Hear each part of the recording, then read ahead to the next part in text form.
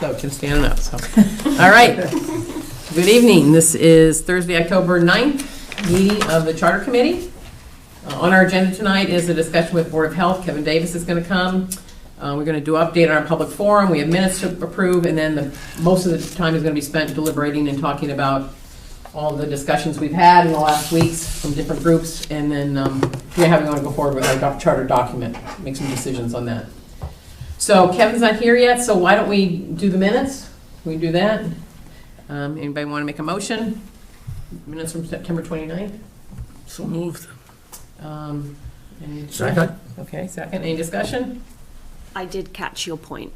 I'm sorry, that was an omission. So it's, I'm going to blame AI. so we all know that's corrected? Yes. Okay, As amended, as corrected. thank you. Okay, all in favor? Aye. Aye, all right, we got that one done. All right, why don't we talk about the public forum then real quick? Or maybe not real quick, but let's talk about it. So as everybody knows, it is 14th. 14th, thank you. I knew that. Everybody knows that. Tuesday, October 14th, 6 p.m. at the Center on Shattuck Street in the multipurpose room. So please join us there.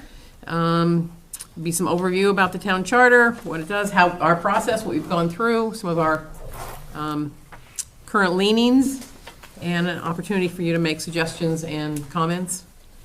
So please come if you can. And Charlotte did a great slide deck for that, which we can spend a couple minutes. We don't have to go through it all, I think, but there were some comments from the team on it. So we should probably talk about, if we want to talk about those real quick, see if we want to make any changes or not, and then move forward, because I think it's in I'm going to take this one, actually. I was thinking some of that might fall out of the discussion that we have, like leanings and themes, and may influence that. I think it was page 15 might, or something. that's true, it might when we get there. But can we talk about, but there were some other things that besides that, there were some comments on here. Right, Rob, I know you had a couple. Yeah, if everybody saw them and you don't think they're, I mean, the one about the, rather than, it was just a wording thing, right? An MOU? No, that was further, that was you. You were the guest comment. so we stick with that. I mean, I agree. I think MOU should probably be written, expanded to be memorandum of Yeah. understanding. I Gotcha. think that's a good edit. Yeah. I mean, so I don't want to take time. I found in terms of one general comment, there was a slide, I can find it, but I suspect Charlotte, you know, and others know. If we want to postpone. Nope. Okay. I thought that the use of the word charter ensures something. I think we endeavor to offer or present transparency. Right. I can find it. if I was you'd like. okay with that wording Looks like that you it's that you 7. projected there, that you Page suggested. 7. Okay.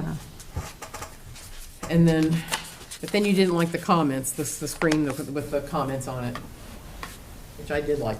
But Which one? Slide 10. Oh, yeah. If you show me slide 10, then I can. Oh, the one with all the little speech Oh, the bubbles. blurbs. Yeah. So, quite frankly, I think the upper left one that says things aren't broken, I think I've heard enough, but it's just my opinion, to say that things are broken. And I think we had 4 select board members more or less beg us to get rid of the MOUs. That's to me a loaded word, but that's my sense. And I think in offering up that, that we're not fixing things suggests that some people just immediately discard it and say, well, if it's not broken, don't fix it, don't change it. And so that's just one. I had several, similar leaning, I thought, statements in the, I'll call it a preamble, something before the hyphen, or whatever that proper term is for that word. I thought that the strength of the slide, which I think is a very, very good slide, I love the creativity in presenting it.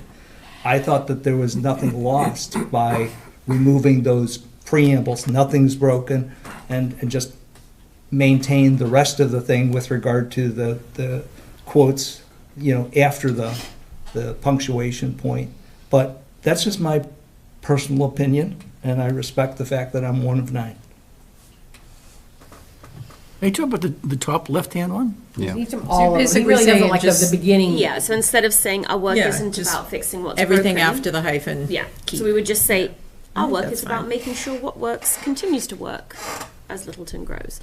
I think that's fine.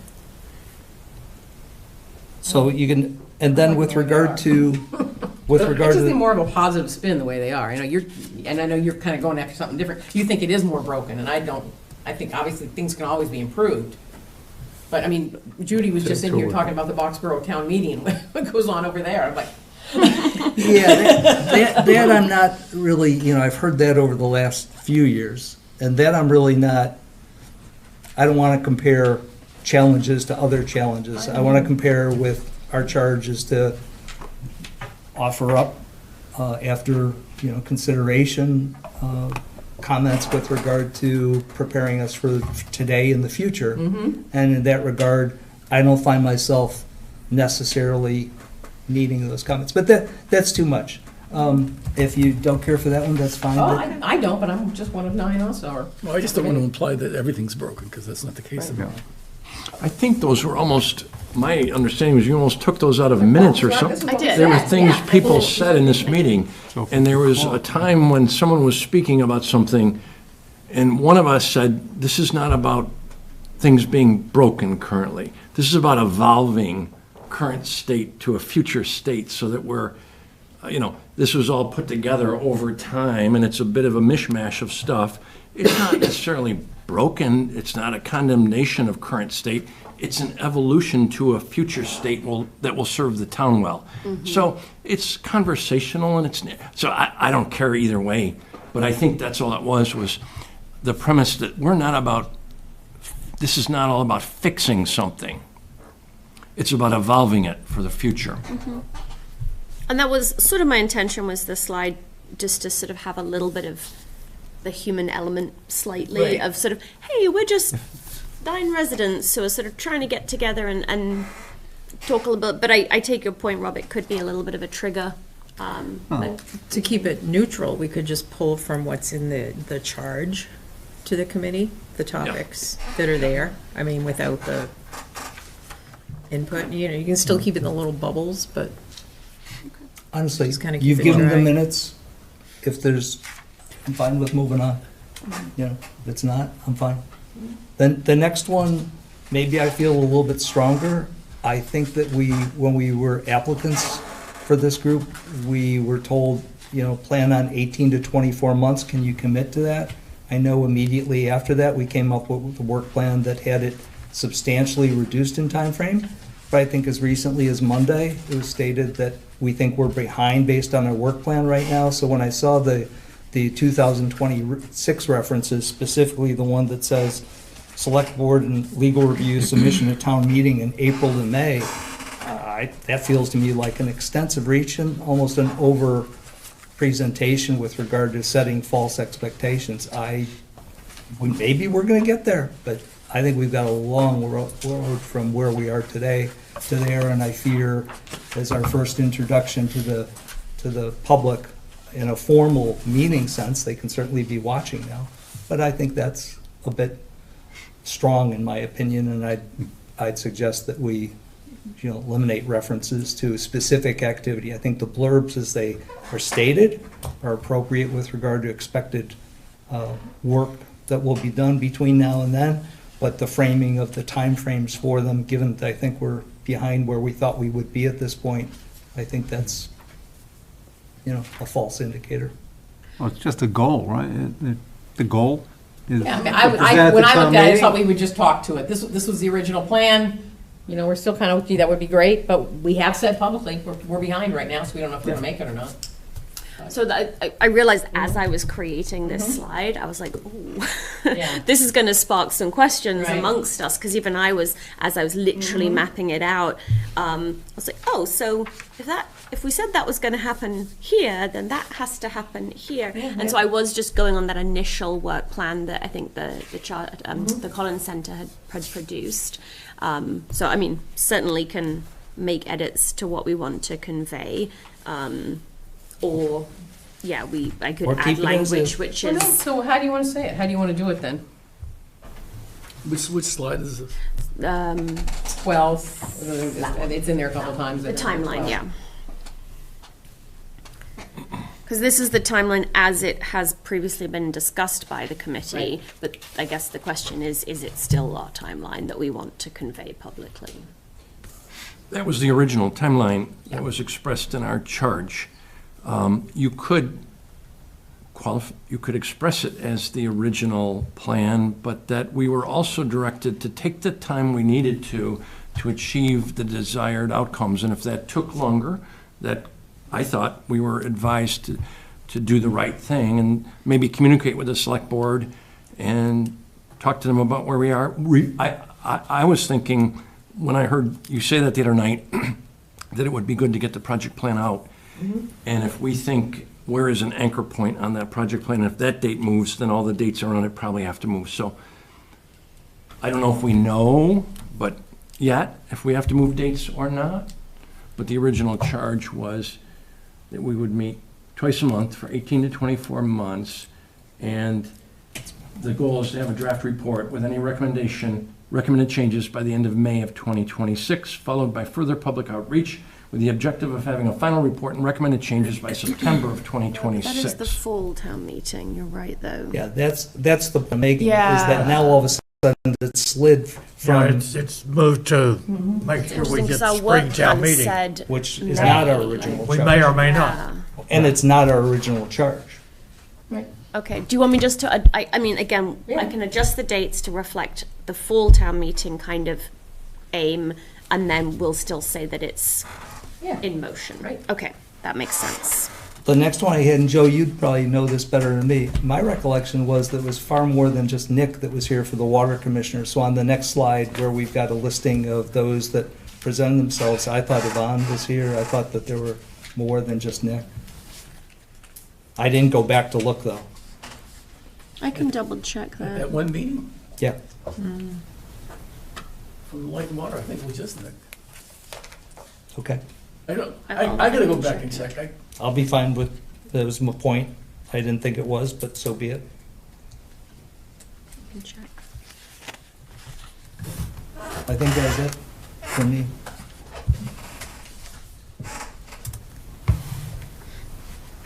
So there. Okay.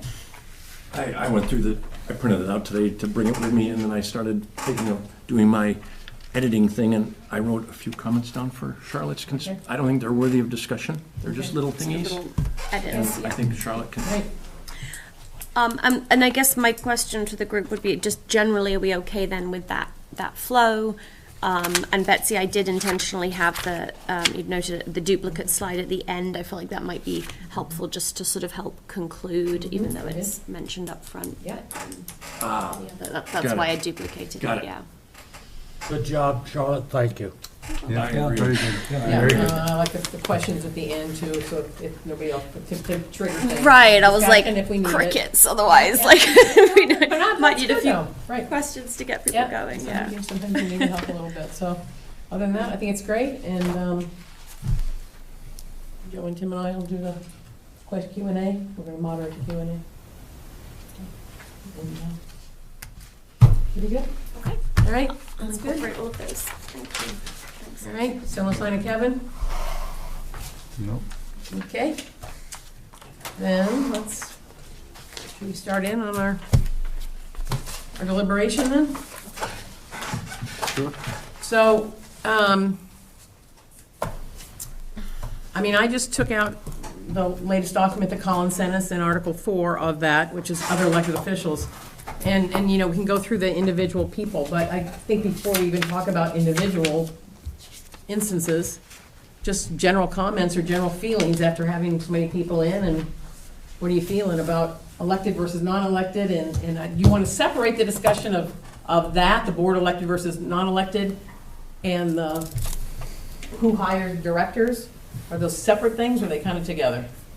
Separate, Okay, yeah. so let's talk about elected, non-elected boards first then? Maybe Yes? because I saw Karen's comment about pages 16 to 17, I know we just covered, and I'm generally fine, but maybe just look at those pages, because I thought you did a great job capturing what has been activity that I found myself agreeing. I can wordsmith one word, but that's only just one word out of 2 pages, and I thought that the bulleted items, I think that might be a way of just affirming that we, Okay. in fact, all are Okay, that's good. in sync with those, because I agree with Karen. I thought that was good comment. People have a copy of it in front of them, so they know? Can we share it? Yeah, no, they don't, I didn't give them anything to have, that would have been useful if we'd, if I. Yeah. Oh, well. Um, Well, then they wouldn't have to come to the forum if they saw the slide. It's a feature, not a bug. But yeah, I can You want share. to read them all? I mean, does somebody, I does can do anybody it. have Okay, so the access to first them? one says, so the title of the slide says, over the past 7 months, a few key principles have emerged from the committee's deliberations, and we have formed some preliminary recommendations for possible inclusion in a town charter. Given the thought that we know we can change anything until the end. Okay, so clarity, broad support for a strong town manager model, a single accountable executive responsible to daily operations, hiring, and budget preparation.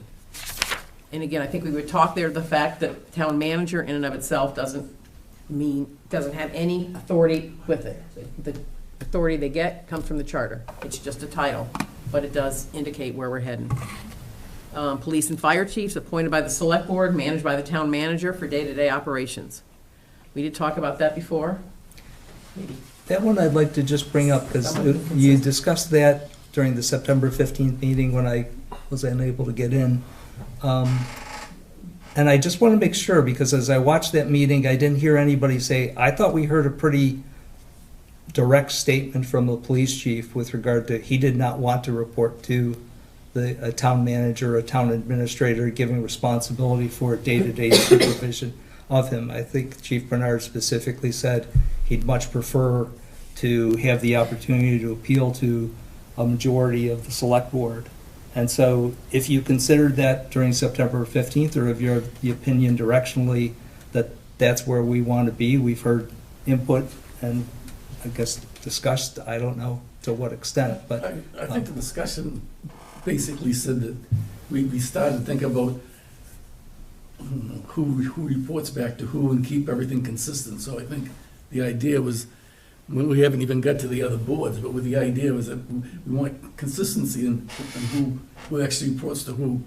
And Well, that's- make it clear, so it would be the same there all the way across the. That's my point, is what the statement says is that, or I'll read the statement. I think it says hired by, appointed by, but that the town manager handles day-to-day. And what I'm pointing out is Chief Bernard, that the day-to-day, as I understand, while the town manager welcomes to the department head meeting held typically before select board meetings, while people are often attending those meetings, whether it's the library, director or the chiefs, they're not required to be there. We just have a very respectful and apparently cooperative relationship between the different chiefs and those that aren't directly, reporting to the town administrator currently. I read that statement, the second part of that statement as being the day-to-day operations are going to be the town manager. I see that as a change, the way I understand that statement, and I think that's something that, particularly, Joe, as you just said, you think it's a continuation. I don't read that statement as being a continuation. I think that's a Yeah, change. it would be a change, and I agree with it. I thought we decided they were a department, and departments and staffing would roll under the town manager. I know he wasn't thrilled with the idea of reporting to the town manager, but I think that's a separate issue. When we did ask them about what were some of the benefits, they both, the fire chief and the police chief, agreed there were some logical reasons to have it under there, and it wouldn't necessarily interfere with getting their work done. I do think having them appointed by the select board is important to keep that.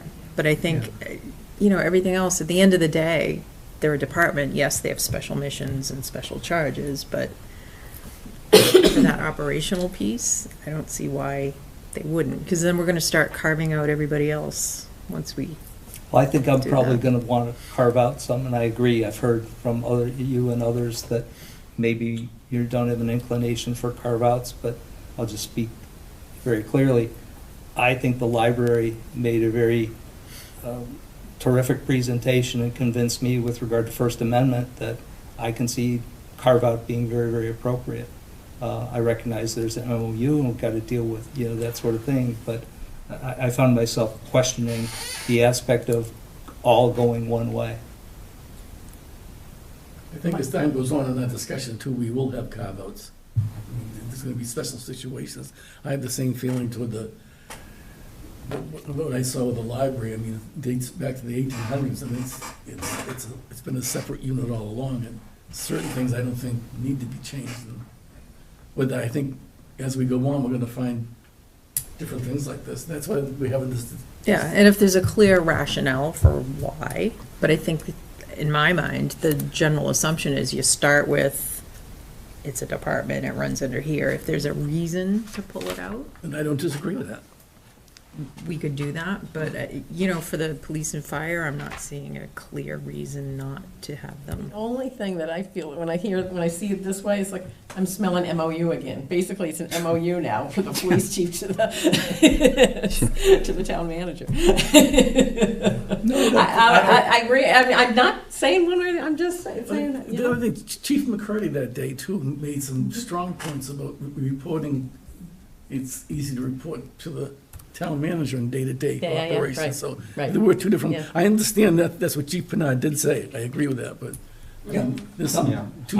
So as we're moving along in this direction, I just think that I'd also wordsmith that sentence to be, because there's so many appointments that the select board makes, I would use the, hired with regard to the fire chief and the police chief, because that's in fact what I think we mean to say, and not have the concept of appointment, like who's doing the actual hiring. I think make a strong statement and insert that word as opposed to appoint, so that we don't, in ultimate discussions about appointments versus elected, as we're inevitably going to get to for all the other boards and commissions. Let's differentiate that there. good point. Okay. Well, I think consistency. If they, day-to-day operations, they should report to the town manager. Now, I know that I would assume that any sane town manager is not going to try to tell the police chief how to run his department. Right. He's going to get into trouble if he The does. same with the fire chief. Right. Yeah, they've got Yeah. a clear, separate public safety Absolutely. mission that has to, So yeah. I'm a great proponent for consistency. If department heads report to the town manager, department heads report to the town manager.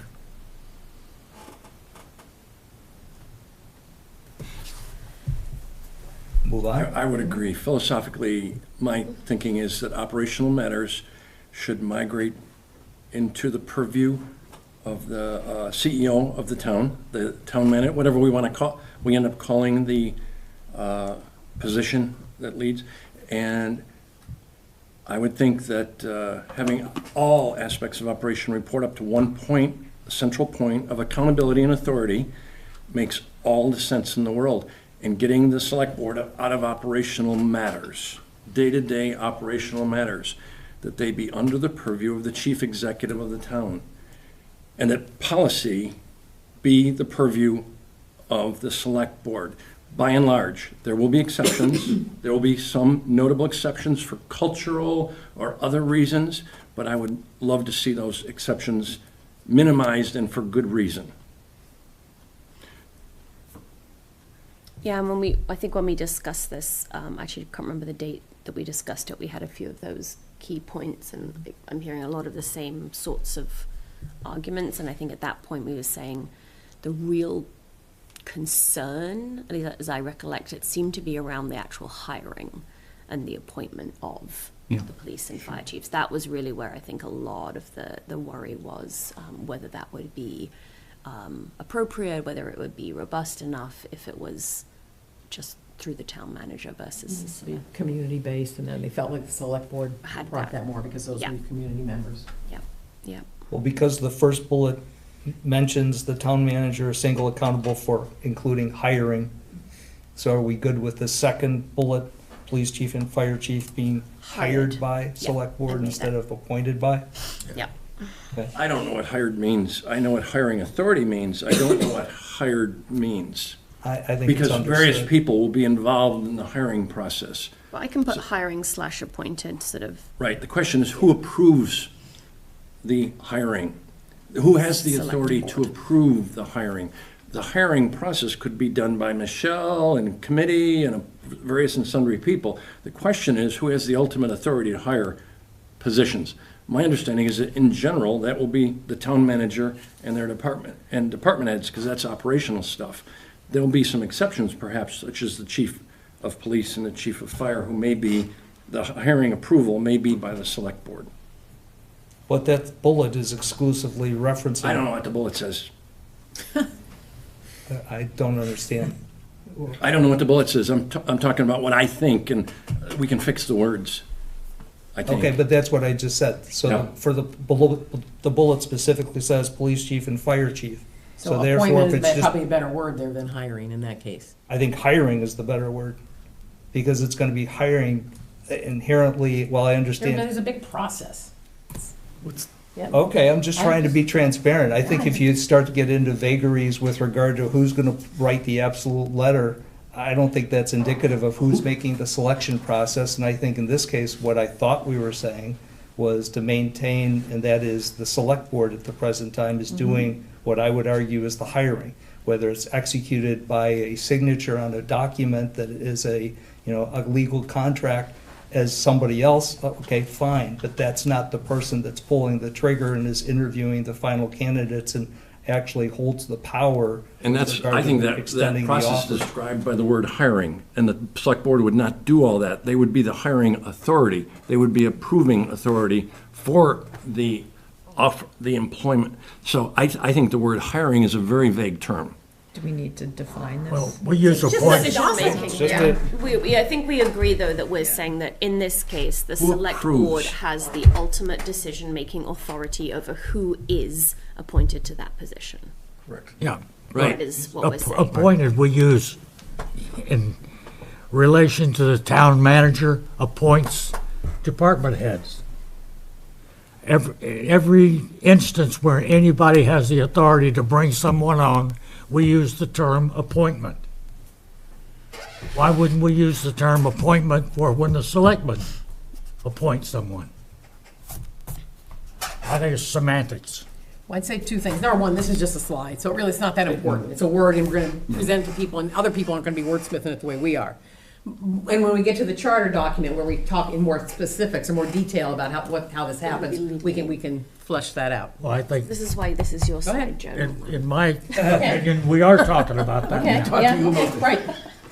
I'm not talking about You're this not talking about document. that, okay. We're talking about what have we decided as a group Okay. in each one of these instances, and this is an important one. Well, I think every appointment is really a process. It's not somebody sitting back in a room in their office looking at resumes and saying, and talking to a couple people and hiring them. I mean, you always get the people involved that need to be involved, right? I mean, any of these key roles are processes. It's, That's why I see it as being quite different with regard to the fire chief and the police chief. So I don't mean to prolong, but I think So you have, words are important. So you have the Kevin and I hiring, completely agree. Words are important, but I don't want to now fall into words are important, therefore now confuse what we're saying as we're trying to reach out to the public to say what we're thinking we're suggesting. I think put the words aside for a moment. I think what I'm hearing is that this select board, not the town manager, has the ultimate determination with regard to they're going to take a vote, public vote or private vote, but they're going to take a vote with extending a contract that's going to result in a fire chief or a police chief being brought on for Littleton. That is very different, I think, then what we're talking about, and we want to put the library director off to the side for a moment, with regard to all the other department heads, DPW director, just to pick on one.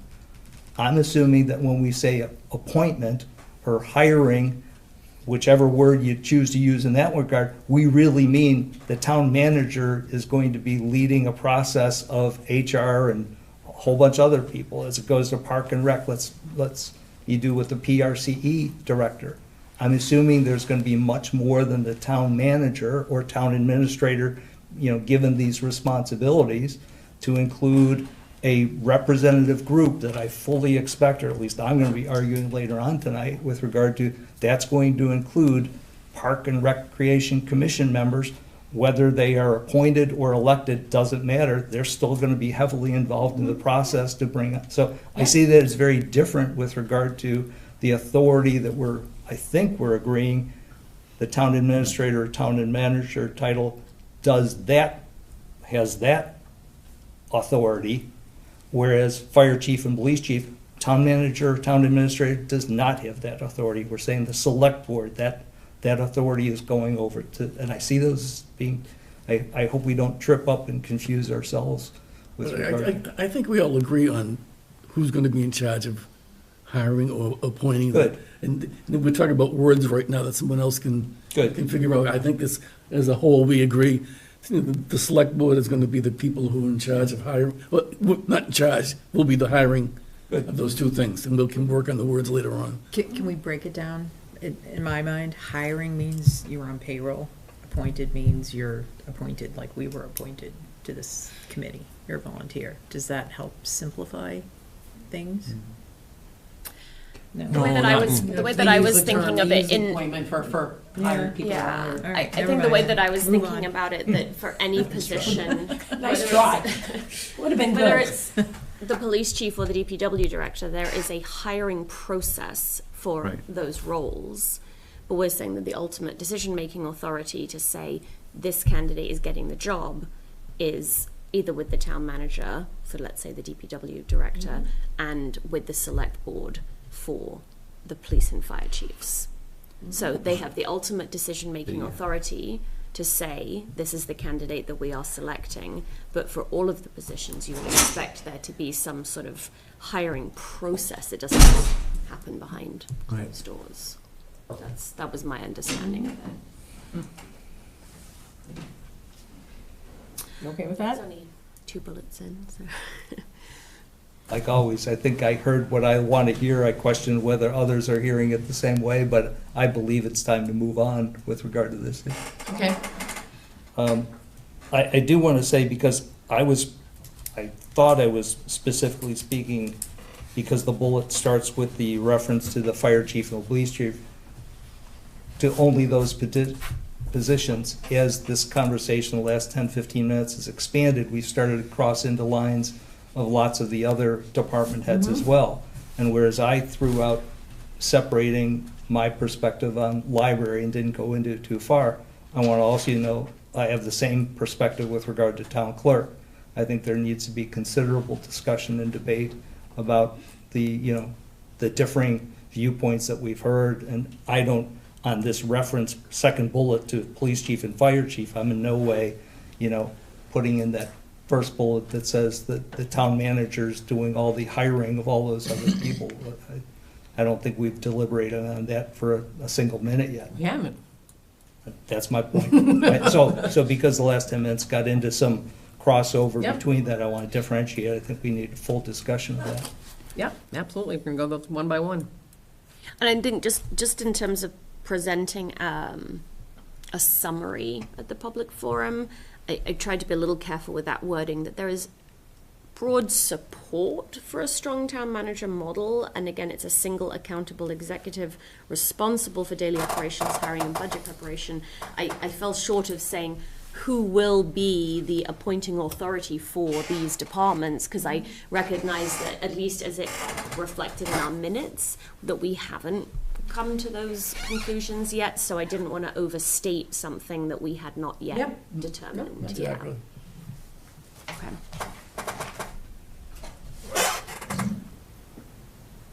I also, sorry, I had a bit of an issue with what I wrote myself Okay. after reading it was, I want to wordsmith this third bullet a little bit because I think it implies that the town manager is a policy-making body, whereas actually what I meant to say there was that in crafting things like a personnel policy or such, that they would be the one to help coordinate the development of those kinds of operational policies, SOPs, etc. So that's what I actually meant there, and I realized that did not read well, so I can change that if everybody agrees.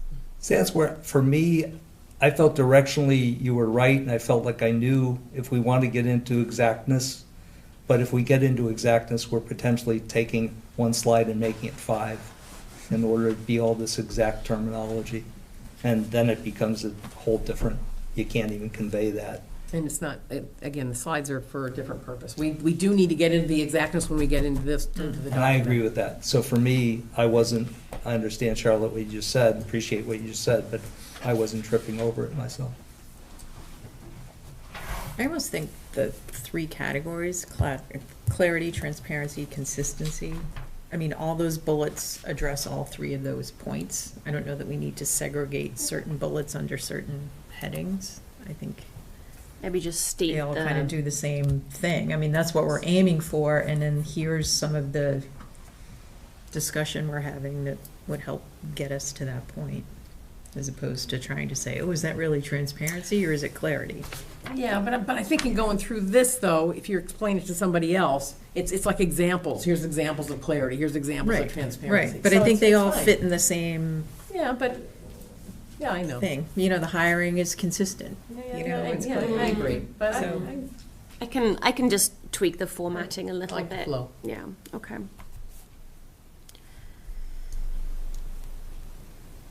I feel like the under transparency, at least from the minutes, those 3 bullets seemed least contentious in terms of things that we'd decided already. So I'm not saying that we didn't decide them. I'm not saying it wasn't said. I don't remember the third one. And I find myself That arguing was- about, well, it may exist. I'm not saying that it doesn't. But I do find myself saying, if it happened the way it said there, then I missed it. And I'm in no way trying to suggest endorsing the fact that whomever becomes a deputy moderator is the heir apparent. If we're gonna make that sort of statement, then I'd do the same thing in the town clerk's office. To, get into continuity discussion. I'm not trying to go there. I wanna be real clear about that. But I'm saying that the statement implies that we've agreed directionally, subject to further change, yada, yada, yada. And find that to be something that I don't really recall in lobbying for creating a deputy moderator to be, identified. I didn't think it had that implication with regard to that, the future moderator is going to be the heir apparent created by whomever is selected by the current moderator. Anyone would assume any of that for any of the No, positions, and I so- wonder, it's, Okay. I can't for the life of me remember, I didn't read write it. down what date we had that discussion, but Deputy we. doesn't We mean did, next. but it's a continuity. But is that's what what he it said. says. Continuity. It's just that we're gonna have a deputy moderator just for whatever occurs. How about just Ah. formalize a deputy moderator position? That's Yes, allowed. that's Yeah, it. yeah, Just yeah, take out the continuity, and then we're fine. Yeah, then that's fine. Yeah, Here, Got it. to ensure continuity, and that's really. yeah, yeah, Okay. yeah. Now I get it. Dim Okay. it. Yep. Yeah, because some charters say with a deputy moderator elected year to year or appointed year to year. Okay. But since we're telling in the forum, everyone in attendance and the audience, that these are our preliminary recommendations, let's make sure we're clear Yeah. among ourselves that this is what we want to say. Noted. Good.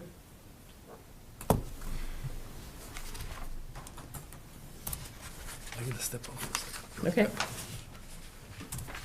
I have no issue with consistency, the first bullet. I will say that the second bullet, I think this could lead to a much broader discussion with numerous boards, commissions, committees. I think that defined oversight of departments, but I think we've heard, for me, compelling statements with regard to whether they're well, so far we've only spoken with elected groups. And some of those elected groups, I think, made compelling arguments with regard to their policy responsibilities, their policy performance on behalf of Littleton residents, the basis in which they bring that from the public in creating those policies, and therefore just seemingly having the town manager responsible for the oversight of the departments. I think cemetery, park and rec, I think those two specifically, I targeted a potential town administrator, town manager as, excuse me, but we think that on the long list of expanded responsibilities, our specific responsibility community is going to get the short end of the stick. And for me, that phrasing or directionally, as we get into very specific, what do we think about park and rec, what do you think about cemetery, fill in the blank with regard to other ones, I find myself as something's needed beyond what we currently have. I was challenged, I've spoken with a select board member or two offline with regard to if in fact you're asking us to clean up MOUs, for example, then how are you going to check in with those department heads? Are you going to check in with those boards and committees to ensure that that performance is done? I don't think the liaison model from the select board necessarily works as well as it needs to provide me with the comfort in response to some of the dialogue we've heard from the different elected people representing different boards and committees. So I find this to be a broad statement that in the spirit of speaking with the public, can we get by with it now? Yes. Do I think we need a lot more deliberation and discussion of it as we're beginning to have tonight? I think we do, and this would need to evolve. So I agree, Rob, that it's intentionally vague because we are having a public forum in 1 week's time, and it is, I think we have agreed as a committee, or a theme that has emerged, is that a town manager should have some defined oversight of departments. What that is and how it is defined has not yet been defined. So my intention here was saying this is a theme. This is something we do as a committee, right? We're talking about it. So if we're okay with sort of saying that's what we're going to say at the public forum, I agree that that's then what we should talk about now. Mm-hmm. So when DPW said, this is how we really feel about reporting lines, we should talk about that. When cemetery said, we don't think we should be rolled up into DPW, we should talk about that. So, and I'm good with that, yeah. Just so you know. And that's where initially, until Karen brought up and we find ourselves going through this, dissecting this, line by line, it didn't cause me pause initially.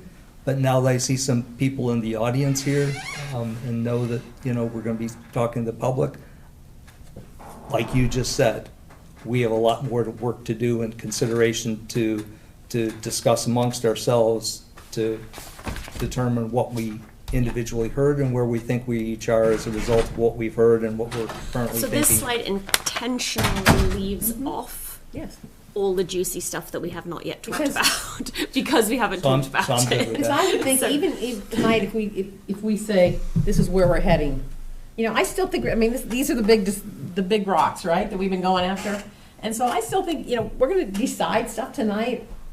Yeah, but I still think you don't want to go back and think about it for till the next meeting, and then how does that feel, and see what other feedback you get from people and so on. But I think that's I don't think you're not going to have an answer for Tuesday anyway. Well, no, and so this is almost better to keep it. I'd almost say let's discuss what's not on this slide, because the stuff that was listed in the public forum is the stuff that we've more or less decided it's kind of vague and it's kind of right. The stuff that I was hoping we would get into is the stuff that's not here because we haven't talked about it yet, and that we need to. I don't know, that was just my... Yep. Okay, so what that did do was give us this overall feeling of, after talking to all these groups and so on, kind of where we are with stuff.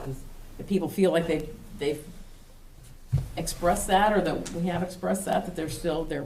How do you want to summarize that? That basically there is this, obviously, we were doing a business school case study. The ideal is that everybody reports up this, directly, and it all works that way. But then maybe that's not how it's going to play out. Given that, so then how do you want to go through now? Do you want to have more general discussion about where we're going, or do you want to start talking one by one, these different groups we've talked to, different people we've talked to, and say, what do we think, in or out?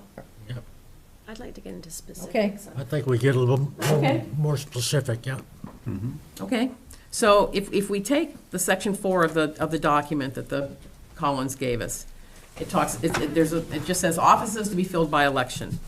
In addition to the select board, as provided in Article 3, the offices to be filled by ballot of the town voters are the town moderator, town clerk, board of assessors, electric light commissioner, electric water commissioner, we could talk about that one first maybe, library trustees, park and rec, cemetery, board of health, trust fund, and planning board. So the town moderator is listed first, but by law, that is a elected position. So that's kind of done, right? Town clerk, you want to go down the list this way, or you want to do another way? Yeah. Go down the list. I can't find the document, so. Oh, just give me, usually I have like 3 copies of it. Oh, here, I have everyone here. This might be a little bit older extras? version, but yeah, here. Oh, thank you, we can share. But it's just a listing anyway. So it's just to go down the list. So it's it's 4.1, section 4.1 All there. right, it was August, I was trying to find the date. So town clerk, I think what we heard, obviously, is there's a need or some strong case for being separate, being independent in some cases, and so on. The town manager or town administrator currently feels that, it's an administrative role, it should be part of the town. There are other examples, I think in Groton, they have the town clerk is appointed, not elected, but they report to the select board, not to the town manager. I still think going back, like even 20 years ago, I still have the point that if someone wants to obtain information, whether from out of town or in town, where's the first place they go? They go to the town clerk's office, and it's nice to have somebody there that has a background in the town itself, that knows the town, as opposed to an appointment that might be coming from Oxford or something like that. So, Right, so I agree with that. So I think that was also another thing that came out of the discussion, regardless which way you go. I mean, we can put in there, it says, the town clerk should be a resident of Littleton, whether they're appointed or elected. We could state that. Could, yeah. Because I think, I agree with you. There's, a lot of Diane's case was somebody who really is here and knows things and cares and all that stuff is really part of the town. Well, if we recommend that it stay elected, Then it's a it's a town Right, that's citizen good. anyway. Right, that's true. Yeah. I'm just saying, just that first part of it could be dealt with even if it were appointed. Yeah, if- Just saying it, just not Well, advocating one or the other, just. my feeling is that I would like to see the town clerk remain an elected position, Yep, separate from everything else that happens. Town clerk, mostly, everything they do is pretty much governed by state law anyway. So, and having Joe's comment about someone in that position that knows the town is important, I think. I would recommend that we move that Of course. to elected position, or leave it as elected position. Yeah, I agree. I agree with that as well. And I feel like this is the one that I sort of struggled with the most, I think, because if you just look at it on paper, right, and you just sort of see the Collins Center table and such, you were, well, at least I was fairly convinced on the sort of appointed, right? It makes sense on paper. But then it really got me thinking, and I'm sitting there like driving, the kids home from school, whatever. I'm thinking about what Diane's saying, and it's like running through my head, and then it really kind of sat on it, and I'm like, but our job is also to try to understand what's right for Littleton, not just to create a kind of cookie cutter town plan or what have you, and so I think I kind of really had to go round and around myself, but came to the similar conclusion that this seems like it is the right way to go, and we don't just have to follow like a majority, right? We don't have to, well, because X amount of towns have it this way, if we see that there is a really valid reason to keep it as an elected position in Littleton, with, I think, a lot of concern and growing concern around public trust, accountability of government. I mean, I think that those are very real present concerns that we need to also take account of, that we are not deliberating in a vacuum as well. All right, Same way we wanted to. Tim? Yeah, I just wanted to weigh in here, and it's for me, it's kind of a difficult decision. I mean, I think there are very good reasons for the town clerk to be appointed, and my opinions are completely divorced from my experience with the clerk here in Littleton. I mean, we've always had good clerks, and it hasn't been a problem. I worked in another community where you had an elected town clerk, very popular, and except she was very incompetent and was behind in her work, and no one had the nerve to say it. And the public didn't know it, because they'd come in and she'd chat with you about your dog when you were getting a license, and everyone loved her. And it was proposed at town meeting, and I'll tell you, if you've got a popular town clerk that's opposed to this change, it's not going to pass. And for that reason, I would almost decouple it from the charter discussion, because I'd hate to see the charter get dragged down with a contentious fight that turns into a very personal argument sometimes, and it's like, the select board's trying to a power grab, and it turned nasty in the case that I'm talking about. And it only was subsequently changed to a point when a new clerk was elected who was open to the idea, and unfortunately she passed away in office, and they've now appointed a clerk that they're happy with. But you're never going to make the change if the current town clerk is opposed to it, which is apparently is the case, I guess I'd say. I also think, not only for that reason, but, to me, for reasons of accountability. I mean, I think as an employee of the town, the clerk should be accountable to someone. The clerk's performance should be evaluated by someone. Like the town administrator is evaluated by the board of, the select board. So there should be an evaluation of that. And by the way, the position of the clerk doesn't appear on the wage chart, because it's elected and doesn't get a performance evaluation. So they have to get, their salary separately approved at town meeting. And there are different ways to do that, but I think should be treated more like the senior town position that it is. And I come back to the town administrator. Well, that person is appointed for a 3-year term, and if their performance is satisfactory, they get appointed for another 3-year term. I mean, what would the last 20 years have been like if we had had an appointed clerk? I mean, I think Diane would have been appointed in 2006, and her performance is excellent. I think she would have been appointed every 3 years since then, and we'd be at the same point we're at today, elected or appointed, instead of elections that kind of don't mean anything. And people who don't really know what's required in the job are voting for someone that they like, that is popular. And that there could be two sides to that. Is not the case here, but in another community, and maybe in the future here, someone could get elected with all good intentions, and then as the years go by, they start to mail it in, and there's how do you rein them in? They can make up their own hours. A quick question for you. Yeah. If the person stayed elected, is there a way that we can have the select board or some of the board be the person who evaluates how their performance is? I think you could set it up any way, as long as that evaluation took place. if But I they- think that it's- doesn't really mean anything, though, if evaluated they're elected anyway, right? Well, No, But if they're evaluated poorly, can they remove them? Like, what's recall. the process? well, I guess, recall process. yeah, there's recall for elected officials, but I think it's a No, but little bit I of think a that's a good point. a fool's errand.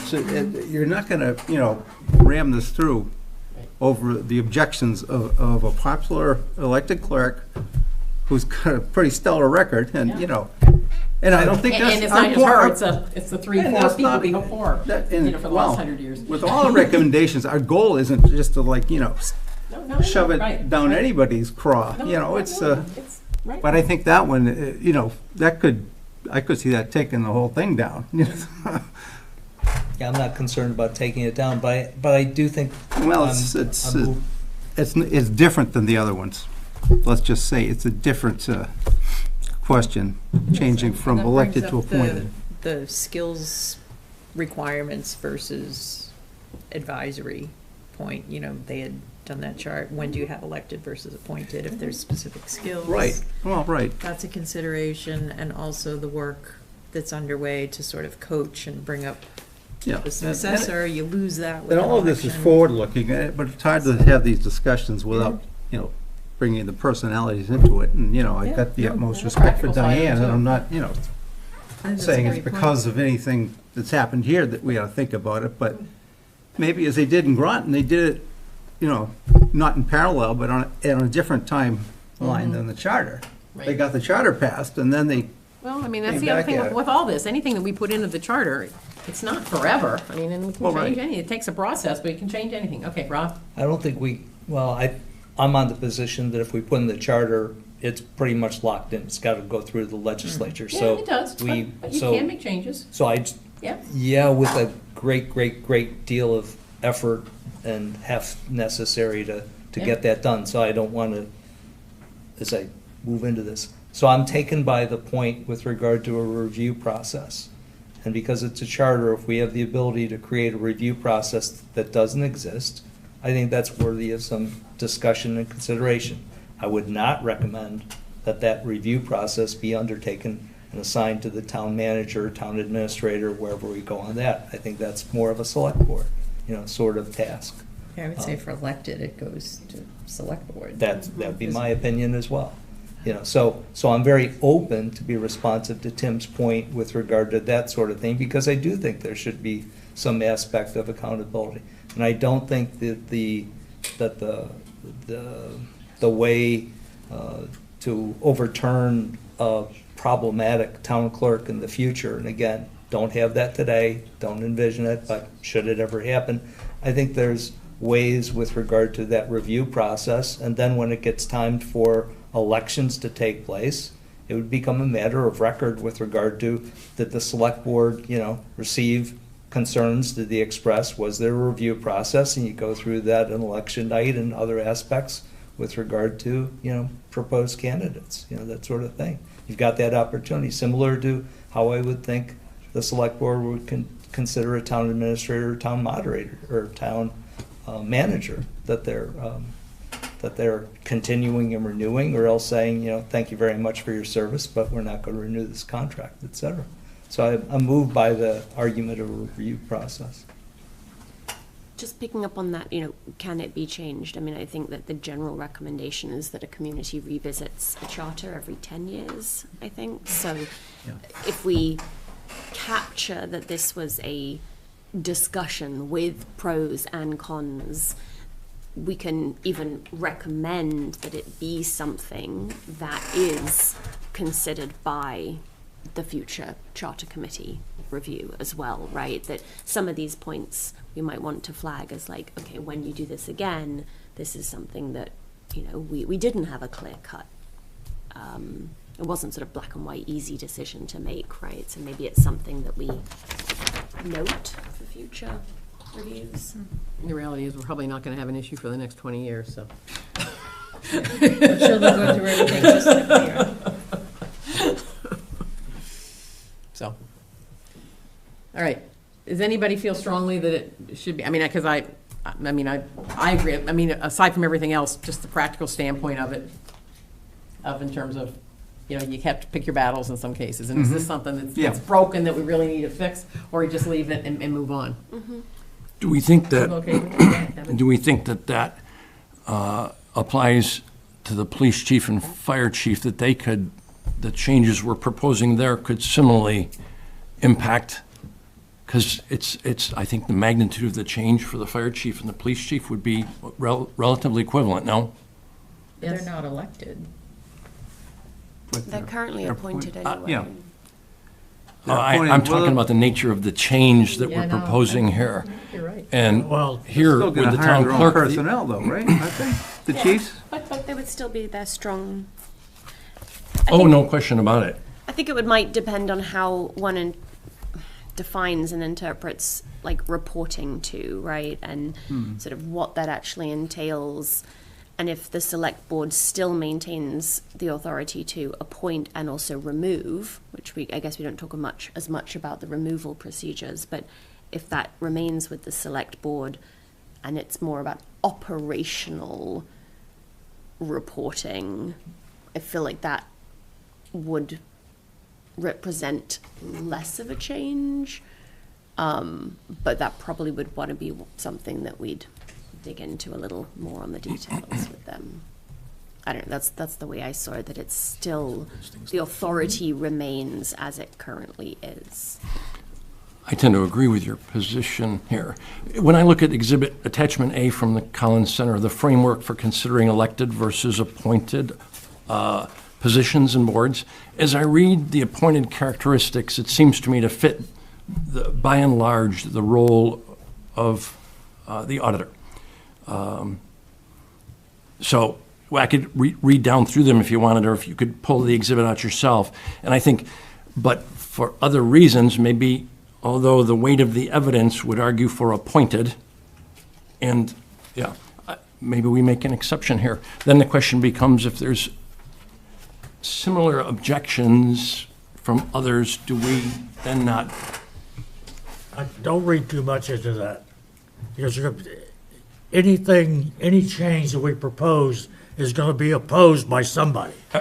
Almost everybody, I Even would if agree it's with you a little entirely. opposition or big opposition. So, Tim put that out there because it does happen. Oh, I don't, But I think other considerations that we've discussed about keeping this elected position is good enough to move forward with it.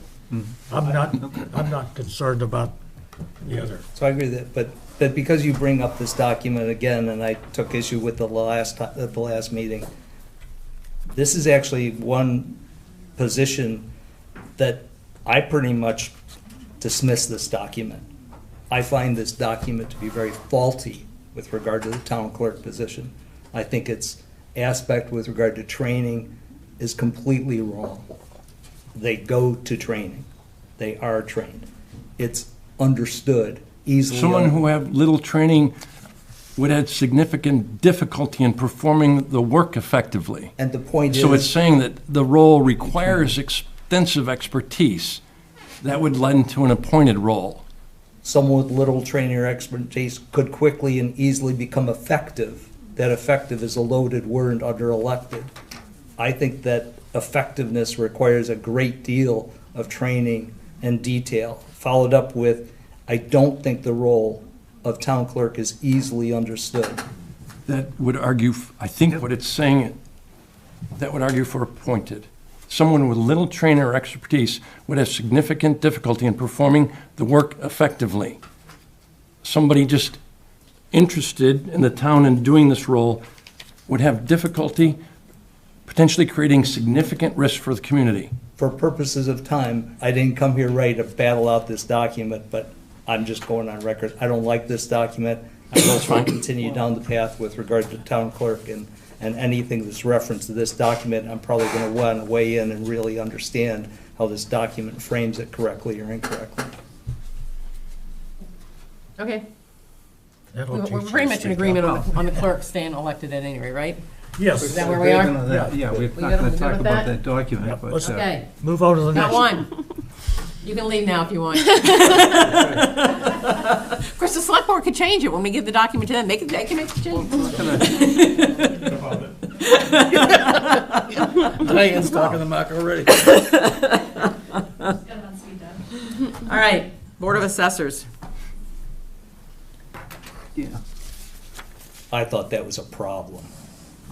I thought the statement with regard, the disregard for the election process, that couldn't Exactly. even be bothered and just have 7 writing candidates. They don't With all take due elections respect, a seriously. great public servant on behalf of Littleton, but the application of that statement with the implications of it, that suggested to me a strong argument with regard to, if that's how we're fortunate enough to have skated by with our charge, then please, let's not leave it up to the haphazard 7 people in Littleton that select such an important position.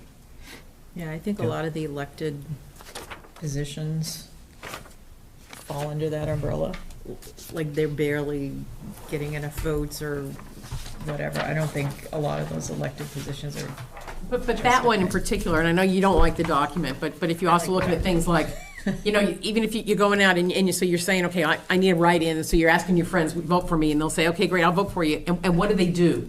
Like, they don't even know what the role is, right? Right. So those are the kind of things just that. being buddies. Exactly, I right. think there's more transparency Right. to the appointment than there is to the And- election, where you don't even know what the person is, and suddenly someone shows up and, oh, I got elected. Right, and this also is another one where they have to go to training, right? So there They do. really are skills and things that you really need. So appointment, I mean, it feels much better for me to this one. And it's really not, It's not a big really a change, because Yeah. effectively they're appointing somebody now. They find someone who wants to do it and are qualified, and then get them to go through the write-in Yeah. process, as opposed to just presenting them to however we're gonna define the appointment process. So I'm not sure where I stand on this, but I think it was noted that we have 3 people on the board right now, and one of them happens to be a former assessor of a nearby community. Is there any aspect with regard to a localness factor, with regard to residency, with regard to assessor, versus the professionalism that you can otherwise acquire with regard to that responsibility that's charged to them? Well, It's 5-member board currently. 5 people? I think so. We And talked still about, volunteer, could so it be most 3, times- but Yeah, yeah. Most and times, you're not gonna have it's somebody from my another town that wants to do assumption it. I thought across the the Board of Assessors board. was 3. It's 5, I think. There's 3. There's 3? Well, okay, I stand corrected then. Okay. 5 says our town clerk, so. Is it 5? There might only And be are they We all may have to active? change your vote on that one if he Are ends they it all right. active members right now? They're all active, yeah. Okay, thank you. So my assumption across the board is that board members should be residents. They're volunteers I think they from are. Littleton. They're not volunteers from any town. I think So they I are, think- right? Well, they are because they're elected, but I think what we would have to say that if we were to move to an appointment model, Correct. that they would have to be residents Right. of So Littleton. that's what I'm saying. It would be a Any board, criteria. any committee has Yeah. to be staffed with Littleton Yeah, they would have to residents. make that a not- criteria. You can't have people I'm from not sure I Acton and agree. Groton on these committees. That doesn't make any From Acton, sense. Littleton, though. Yeah, What's I that? meant Little, They all, yeah. yes. They I all said the did. wrong town, but yes. But, so I think that question of, does it matter about local expertise isn't relevant, I don't think because she's on they the have board to be anymore. residents. Because we're No, not talking I- about the department heads, i.e. the more professionalized Yes, the department. position. We're talking about the employees. board. Yes, Yes. boards and committees are different than employees. Boards and committees are typically volunteer positions or elected, and they're all residents. There's no reason to have anyone outside of Littleton on any of these committees. And I think it might make people start to feel really uncomfortable. And, So I don't and even think it should be question. part of the Yeah. discussion. Employees can come from anywhere, because they're employees, they're professional. Especially if it's converted from an elected board to appointed, that should Yeah. expand the pool, you know, if you're, the Board of Assessors should still be locally. Oh, absolutely. Yeah. No, I agree. Yeah, we're not gonna pull in people Yeah. from wherever. Yeah. And is that correct? Is that required by law? You would have to state No, it, I think, we're is putting what it we in would the understand, charter. yeah. Okay, that's a key part That's that I what was- wanted to hear. Yeah, that you we'd know. have to state it Okay, yeah. specifically. Well, I think it should be. But the Yeah. way that they were describing the process already. Yeah, I don't think that there would be any real operational difference here. No, essentially. I don't, It's- operationally, it's really, You're it's, essentially saying, I appoint you, so go and get elected. Yes, exactly. And instead you're saying, I appoint you, and you don't have to go and get elected. right. Yeah, or I. But then the appointment process encourages transparency, because now if someone has looked at somebody and vetted them and says, yeah, they're really Right. capable of doing it, as opposed to they just appear because 7 people wrote their name down. Right. Exactly. Yeah. Well, Okay? other broader discussion potentially, and doesn't have to be on this area, but do we really have in the appointment process a real diligent review of appointees? There might, from my perspective, like to see the select board doing evaluations. It seems like what I'm seeing is a pretty perfunctory, somebody applies to be on this and they're on. And I would hope that as we. Look at this committee, right? Yeah. Pretty perfunctory. Yeah, I mean, yeah, mirror, exactly right. Yeah. Be careful what you do, be careful. It's a breathing body. Just riffraff, yeah. Point made. Joe, you look concerned. No, You look worried. no, I was thinking, takes me a while. I mean, I'm yeah. sure they have a I mean, process. all kidding aside, I actually think that that process worked pretty well. Because this board is here, you guys are all here every week. And we have Diverse, yeah. we have different opinions, which is good. You don't want everybody to be in the same place. We're covering a lot of different areas. So I actually think this has actually worked very well. So it was a funny comment, but just for the record. Yeah. And so would you assume then that if you were to move, let's say, from these elected positions to appointed, that the process of appointment would be that they would announce that there is a position open, that you would apply for that appointed position much in the way that we did through that form? You would submit your resume, all of that Is all this stuff. going to charter? That's a question. No. Sorry, I'm just Right, right. I'm just That would be trying to part get of the- straight what we are. Right. Yeah. What are we recommending? That it would move to that process. The select board then would be in that appointment mode, reviewing applications, etc., and then they appoint someone to the board of I assessors. think we need, for the Board of Assessors, probably the select board is probably the Board would be the correct one. appointment In more authority. cases, that may not be them, but. And as we discussing transition from elected to appointed, are we with this one similar to the town clerk, establishing that our proposal is going to contain a residency requirement with regard to assessors?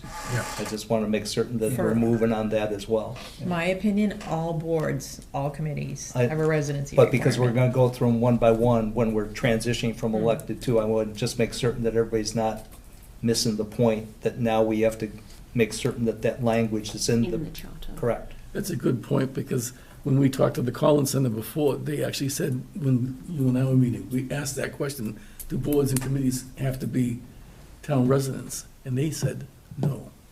Right. Right. So we would have to make And I'm that sure, difference. but like Yes. for- That's why we have to put it in, I agree with We would that. have Now, Good. my question is, now do we decide who makes that appointment, or do we, right now, are we just saying which boards get elected and which ones get appointed, and we go back and review the process, so it's the same all the way across? I'd like to go back, because I think the mixture as to how the different groups are brought together is worthy of a whole separate discussion. I agree, I wanted to make sure that we weren't doing it right now. But isn't it all the select Who board else does all would- the what are the appointments? Like, who choices? else would do it? Well, the town manager could do Yeah, it. we've No, got no, lot- no, no, no, no, no, no, not ever in my opinion. No, I no, always no, thought I only select use board- that as an example. I mean, there are different ways of making those appointments. You have a whole committee look at it, you could have. Look at Finance Committee, Yeah, that's like comes for from the. several different yeah, groups. Right, Yeah. but that's required. But that's what we're about to do within charter, as to, Joe's question is, are we going to now wrestle with the aspect of how the board or committee is going to be populated? Unless specified by MGL, I would say it's select board. And I think I'm disagreeing with that. It's whatever we put in the charter. I'm suggesting that we not get into that discussion tonight and rather continue down with the list and then come back with that one as to where we see differentiation. Go through the If you boards want to go tonight. down that path, we can tonight, but I mean, that's my working assumption, because who else would appoint it? it's not mine. Just keep it for that, and Hold keep that, and then when it, we get to it, hold then it. we'll go. I will hold it. In your mind, that's how it's gonna work. And probably a lot of ours, but let's go through it. Okay, Who's up next? all right, electric, light, and water. So this is kind of okay, so this is a two-pronged discussion, really, or three-pronged discussion, right? My opinion, I don't think there's any really thought to making those appointed as opposed to elected, right? Right. But we have talked about is combining them, going forward with that. Yeah. Yes. And everyone seems to be on board with that. There were Yeah. a couple suggestions, possible concerns, but we went back to the water department on that, and they even addressed those. So I haven't heard any. Go ahead. But I thought the concerns that the legal opinion from Light and Water was pertaining to whether there was a way to collapse them from two independently currently elected into one that would cover both. That's what I thought the opinion was rendered, provided, And they said that we could do it if we put it in our charter. if we wanted to do it that If way. you wanted to do it that way. Yeah, whether or not we go beyond that, so to speak, I thought was more a matter of our question of, do we want to do that? And on that, I don't think we've had much discussion, other than first getting the answer, can we? And I think the answer is we can. Right? There was a candidate that received several hundred votes, I think, in the last election. Somebody can correct me if I'm wrong. But there was a candidate for the water, and I don't think that candidate presented themselves with regard to light. And am I wrong about that? I know there was somebody I think it was the other way. who wanted to run for the electric board, but not the water board. Okay, But then it didn't, fell. Did not. never put, They ended up running for both. no, he okay. didn't run He at did? all. Did not. Oh. Yeah. Because there was a conflict of interest, so he could not run I see. for either because of it. He didn't want to run for the water because he had an electric conflict of interest, so he didn't want to run for water, he couldn't run for electric.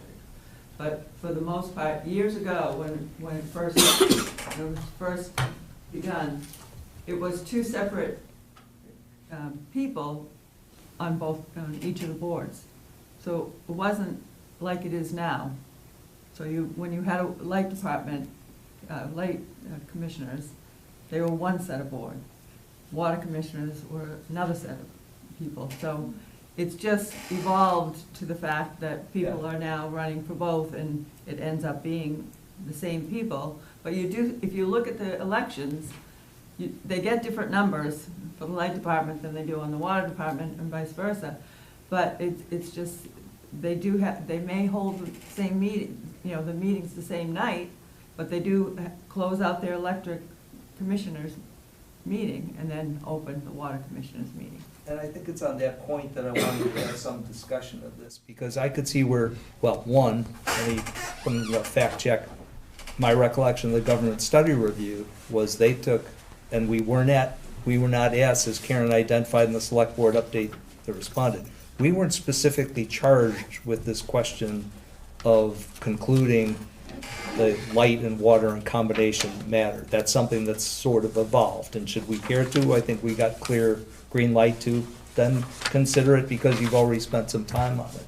Having said that, the government study review took a real strong stance with regard to separation of them to a great extent.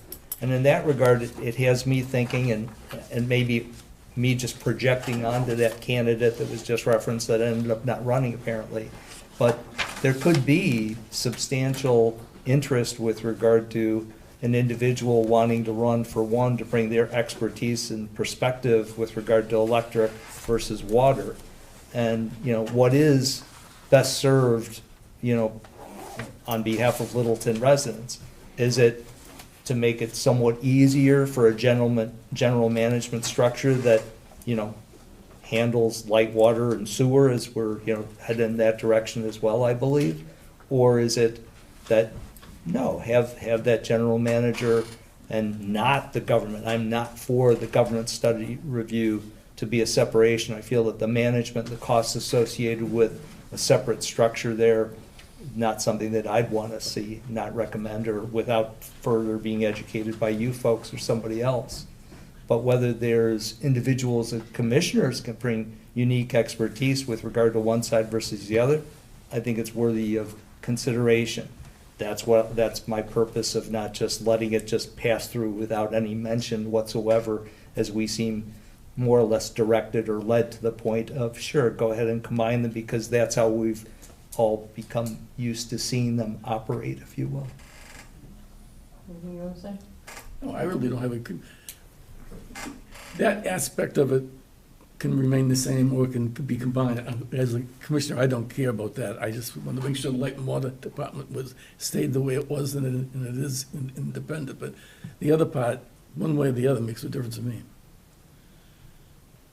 I feel like if this is how it has evolved as a sort of joint commission, can we take from that it evolved that way because it is more efficient, because it is easier to run and to manage the commission jointly, and if that is a natural evolution towards more operational efficiency, then by recommending it and actually formally combining it, we're essentially institutionalizing something that everybody else has said, we like this, right? We want this is how it works, and it is then maybe our job to codify that or recommend that is codified in the charter, unless there are some significant concerns with doing so, but it seems like if it's already operating that way, it's been pressure tested. And by putting it in the charter as such, you would avoid future issues with people running for the different commissions and having to sync them up. I feel like it's more a matter of something that is, instead of us proposing a change, it's actually the charter would document something that's already happening. And so I find myself, but I'm curious to hear what other people hear, but should we ultimately be headed that way when, on the timeline that was presented earlier for discussion, at the next public info session, should we be of that opinion, then I should think we should have that as a stated directional thing in order to obtain public feedback and comment long before we produce our recommendation to the select board to ultimately consider it, taking it forward somewhere else. I think that's a strong enough one to differentiate. Management, I didn't put the It's not in there? combination. No, I Well, I'm said, not suggesting move it into the next week's session. I'm saying But just in the one general. after that, should we find ourselves months from now? Well, I think it's a good thing to put it in this public forum, because then if there is some objection that we hadn't thought of or whatever, I'd rather hear about Mark. I'll say a couple things. The Light and the Water Department budgets are completely separate. When you go to town meeting, you get to vote on the Water Department budget. You don't even see the Light Department budget. They are completely independent departments, and they have different goals and directions going forward. Right now, there's one person in charge of both departments. There's nothing to say in the future, instead of having Nick in charge of Light and Water, that there's, a Nick in charge of Light and a Joe in charge of Water, right? In which case you have the two boards with two different department heads, especially as you see Light's growing in a different way than Water's growing as they take on sewer and more things. So I don't think there's a real big push to combine them. They have different charges, they serve different users, they have the budgets are completely independent. To your point, the legal letter I got excited that there was a potential efficiency when I began reading the letter from the legal opinion from Duncan and Allen, where they said you can do it, you can do it, you can do it, and here's how you do it. And then they went on to say that the consolidation should not change the mechanics of how the board operates. There should be separate meetings for each of the Light and Water departments, even if held on the same night, one after another, which we understand is the way it's currently done. And they are subject to different statutory schemes governing their respective operations and have separate budgets, among other things. Therefore, it will be clear, if you do that, it will be clear to members of the public in the minutes of meetings when the board is considering light business and when it is considering water department matters. So I thought that the goal of doing this was sort of, the air came out of the balloon. So what's the push then to have people who are running for office forcing them to run for both? Like, why are we doing They had that? the same You meeting. just said, you So- just said that it's separate budgets, and Right. separate, so you have to have, you have to have But we just separate- said somebody wanted to run for one, but no, they had to run for both, so then they didn't run for anything. Like, why did we do that? Why couldn't they just run for the one that they wanted to Logistically, run though, for? because couldn't they are run for all one. sitting there at the same time in the same meeting, that But they it would just be like, here, you do the water, you close it, the water people leave, the electric people. Yeah. Right, there's just the efficiency now that you've got one board doing both. Right. You're saying that conceivably you'd have one board for one and a different board for the other. Yeah, like, why are we forcing it to be the same people? Okay, You don't have to. Still like- we don't have to, just leave it. But I think we need to take away the, and this isn't a charter thing, but if the practice has been that, oh, I'm applying, I fill out paperwork to run for the electric board, oh, you also have to do the water. Well, why? But we You don't know, say and that's that. been the We don't message. You don't We have don't to. say that. But that's been the message that people are getting. And based on that example that you shared, that somebody wanted to run for one, but when they were told they had to run for both, Could we When they- have so when clarification? they come into the Dropped. office, if I may, when they come into the office, I say to them, are you running for the light commissioner, water commissioner, or are you running for both? So it's up to them to say, I'm running for the light commissioner and the water commissioner, so then they take 2 sets of nomination papers. I don't say to them, if you're running for the light commissioner, you have to run for the water commissioner, or vice versa. That's up to them, but if they choose to run for both, then they take 2 sets of. but in paper. that case, do you also say, and are you running for the Board of Assessors? You know what I mean? No, when Like, they come in, I say, well, what are you Right. coming in for? They say nomination papers. I say, for what board? And so then that's the start of the conversation, then they say, it's either light commissioner, and then, oh, okay, so are you running just for the light commissioner? Well, what does that mean? I'm like, well, there's also a water commissioner, or if you want to run for both, or you, and they're like, oh, I didn't know there was 2. yeah. Some people don't even realize that there's 2. But could they run for more than one elected Absolutely. position? Yes. That issue is addressed in the legal letter that right now our draft charter says you can't hold more than, it says here, That has to be changed. Section 4 of the proposed charter addresses elected offices. However, the current language does not specifically does not provide for consolidated electric, light, and water board, or for there to be only one set of electric, light, and water board commissioners currently, as drafted.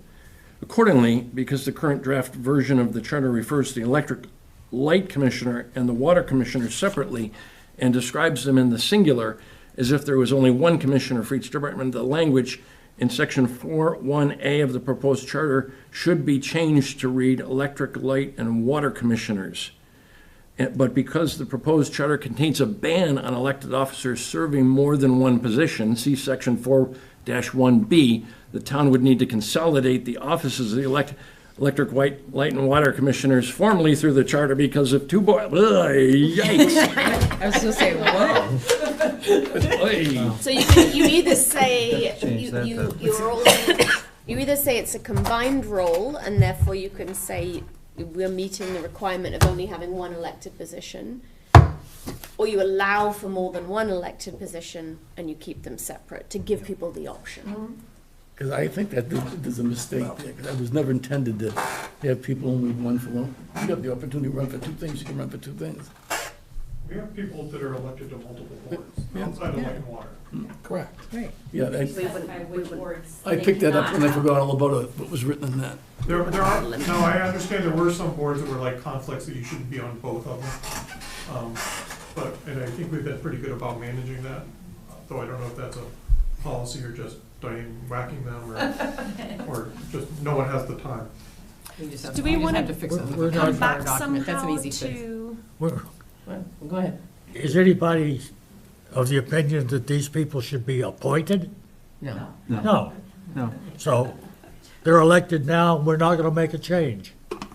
Right, well, we could make the change to make them 1 instead of 2, but I think it sounds like we're just going to Why? leave it as it Could we- is. No advantage. Would it make, I'm sorry, I don't know the gentleman's name who runs the electric. Nick, yeah. Nick, would it be worthwhile getting Nick's interpretation of this letter? And whether he thinks, based on this, it's worth pursuing or not? I don't think I so. don't think it. Well, I think no, it's easier for him because he runs both ultimately. right now, right. We But I got think this he letter just for puts us. He on went out a and got it white for hat and us. a water I hat. don't know why we wouldn't. That has two Wouldn't meanings. change anything he does, right? Ask him to. Well, I think the assumption is right now, Kevin, is that it really doesn't matter. As you I know, think, yeah. no big push to combine them. Right, okay. Right, yeah. Move on. He said that he would prefer, Right. if there was no, that, why not? Why wouldn't you? Sure, So if you could, and I think therefore he went out and got this letter, yeah. and I don't know if he knows, whatever. He was asked that question to find out legally if it could be done. Yep. He didn't set any position that he wanted anything done this or. I thought he said that he would just as soon get rid of the rigmarole of having the appearance of two boards when they were functioning as one. Well, they're functioning as one department, but the board is overseeing different projects. Not even one different- department, because they have different budgets and everything, so. So I guess, From his mind, From his standpoint, they are, they're It's just, one- right. yeah. It's one Is group. there, Go ahead. is there an argument to, if you would, I'm just trying to know, why would you then combine them or not combine them? And if we are looking at more complexity in the town, sewer now, everything, that actually having them separate allows for more individuals to participate in the process. Right. So that you actually have more opinions, more bodies to participate. And because if you're looking at an increasingly complex town, infrastructure speaking, and you're saying, well, everybody's actually serving two roles, you're limiting the number of people that can attend and participate. Right, and so have we said sewer is part of water? Is that what we've said going forward? I don't know exactly how that's being lined up, but yeah. I don't know how it works either. I didn't hear what you said. Sewer, is it just considered a department of water? Yes. Okay, That's, okay, so we don't need, there's not gonna be a separate board for that or anything like that? Okay. But it does For need three to boards then, then. does it need to be referred to that way in the I'm gonna charter? run for That's sewer what, we'll commissioner. have to find that out, whether we need to have some different wording just to include that, or maybe not. Water maybe Complicate our covered. lives. So, no, so. Okay, so are we done with that one then? Yes. So you're saying we should get clarification, does language need to be strengthened to incorporate sewer within water? And we're also saying we're not gonna take any effort with regard to proposing combining. Right. Like, okay, That's just what I wanna mean. make sure everybody was there. And we're keeping Okay, them because- as elected. Yes, oh yeah, Sure. okay. Library. Library. So I got something. I had a question about the library. They manage a trust fund, right? And the cemetery commission said they managed a fund. Are there any other boards that also manage funds? I know there's a something trust. Are there any other separate And that- yeah, funds? Well, under the trust fund commission, there's actually a cemetery trust there too, so I don't know if they have a separate one. And he may call it something different. Aren't there 5 components with regard to the trust? Because in my mind, if there was a gift and money set aside to do that, I think that board should be elected in those cases, where there's separate funding in addition to the town. So, We have lots of Library. sources of funding. A lot of that is our trust, that we will vote on expending money out of to support the library. So the trust fund itself is managed through the department, the treasurer here in town, and they report to us, and then we keep an eye on it and decide how to allocate that money in support of the library annually. And then if gifts come into the trust, we vote to put them in the trust so that then the treasurer does what we say. So the financial management of the trust is the responsibility of the We've treasurer. coordinated with the town's treasurer to make sure that is covered under the town's. But you, the commissioners, what is your Library type? trustees. Trustees are able to approve We vote to the approve to allocation expend, of yes. money from that trust fund for the benefit of the library. Is that Yes. right? Yes, so if you listen to our meetings and we're expending money, we are looking line by line at our trust of what monies we will be expending. You know, these are for the children's library, support of the children's library, these are for any library services, these are for the building, these are for general funds. We have to pick our line items that we are taking money out of. So if the budget for the library didn't include an expenditure for something, you could pull money from the trust. We may choose to use the trust to support the expenditure. And have, every year. We allocated, I think we've been spending $40,000 to $60,000 out of that trust annually, preemptively set it aside as a budget that our director may use in support of the building and the library operations. It does not go to salaries. That is the one thing it does not go to. Could we roll back up rather than go down this subset of the library trustees and go back up to the broader, Okay, the bigger issue? I'm just asking. yeah, go for it. Okay, for me, I was convinced this looks to me like a carve-out and unique thing with regard to First Amendment responsibilities and the like. I don't see this as, I see this as being desired to be the cooperative, and we can require it to be cooperative in some element. I know that reeks of MOU, that sort of thing. But I think the First Amendment issues are pretty strong. Are you talking about the director now or the board, the library trustees? Okay, the library trustees to me are elected, required by law, Okay. done business, open. I'll stop there. Anybody disagree with that? So I did have a question, but I can't honestly remember. Are there, it doesn't, can they be appointed? Not by master of law. No, okay, so yeah, sorry, that was something I was like, so that there's no question about whether. I think the matter decision- becomes the hiring with regard to But then we're getting into department And we're heads not talking about that. territory, right, which is not what we've been, okay. So your just- rationale for carve-out is First First Amendment? Amendment. I thought we heard a compelling statement. But if we don't want to go down that path, because we're not talking about department head, who hires, who appoints, whatever that terminology is that we're ultimately gonna, hiring authority type language, et cetera.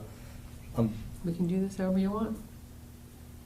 How many more on the elected list do we have to get through? Park and Rec, Cemetery, Board of Health, Trust Fund, Yeah. Planning Board. School has to be. Well, but that's not on this list here. Mandated. Yeah, And that's school not- is, we already said is But it is separate. What's next? Yeah. Well, okay, okay, so we say the library stays as they are. Park and Rec?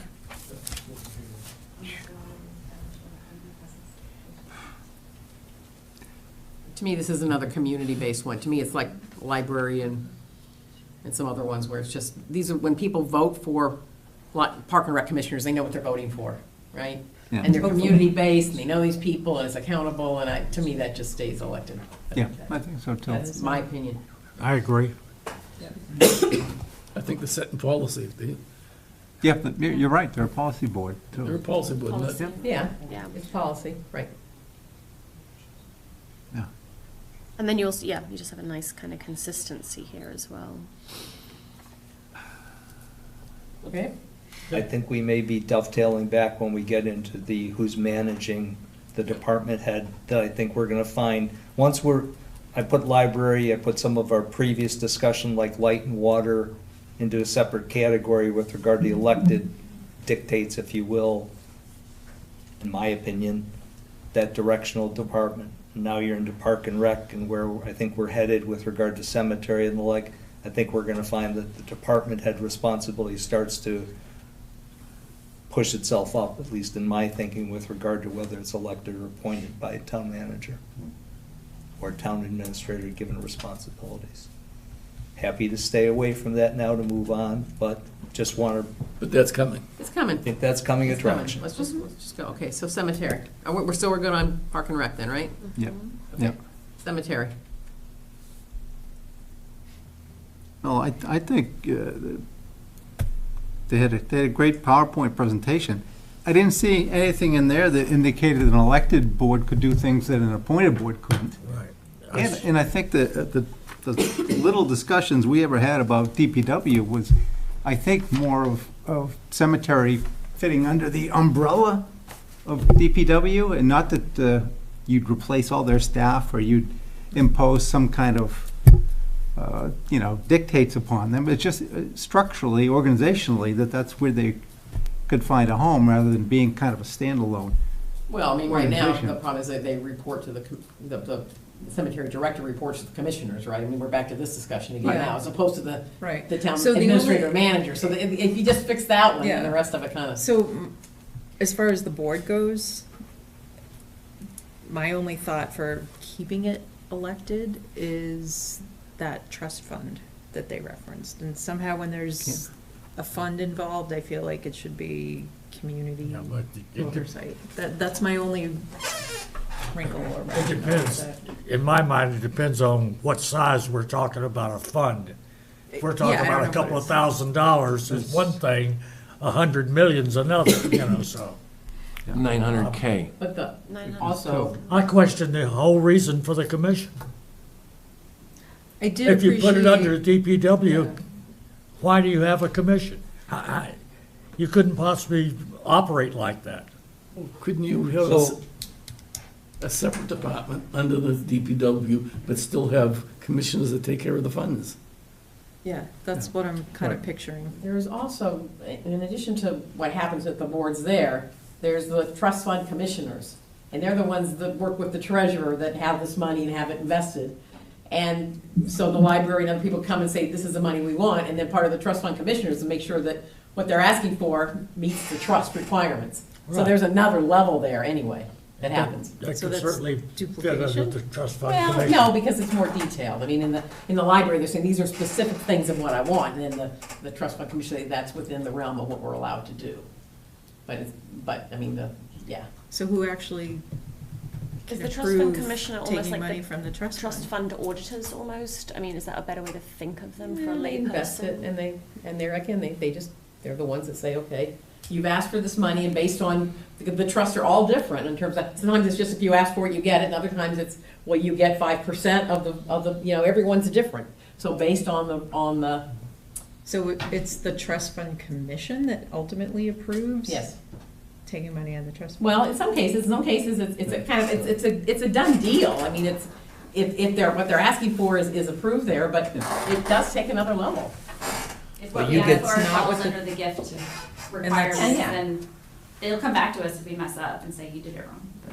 But So- you're guided by, you're influenced, you're led to determination of whether your responsibilities permit you to execute as you've been requested by library or by cemetery with regard to the various funds. Again, some of them say that, percentage and things, there's other rules based on. And different therefore, funds. speaking on cemetery, therefore the cemetery statement with regard to, we provide a function with regard to assuring that this isn't going to be forgotten, that this responsibility continues as it has, et cetera, that we're concerned that if it becomes an appointed group underneath DPW, the volume of activities charged to town manager, delegated DPW director, delegated now to a subgroup of cemetery is going to be too low on the totem pole, that based on our previous experience in which we had an MOU and then rescinded the MOU because in fact we were abused.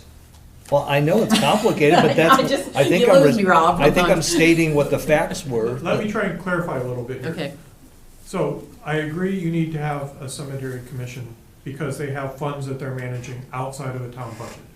That's the purpose of the commission, right?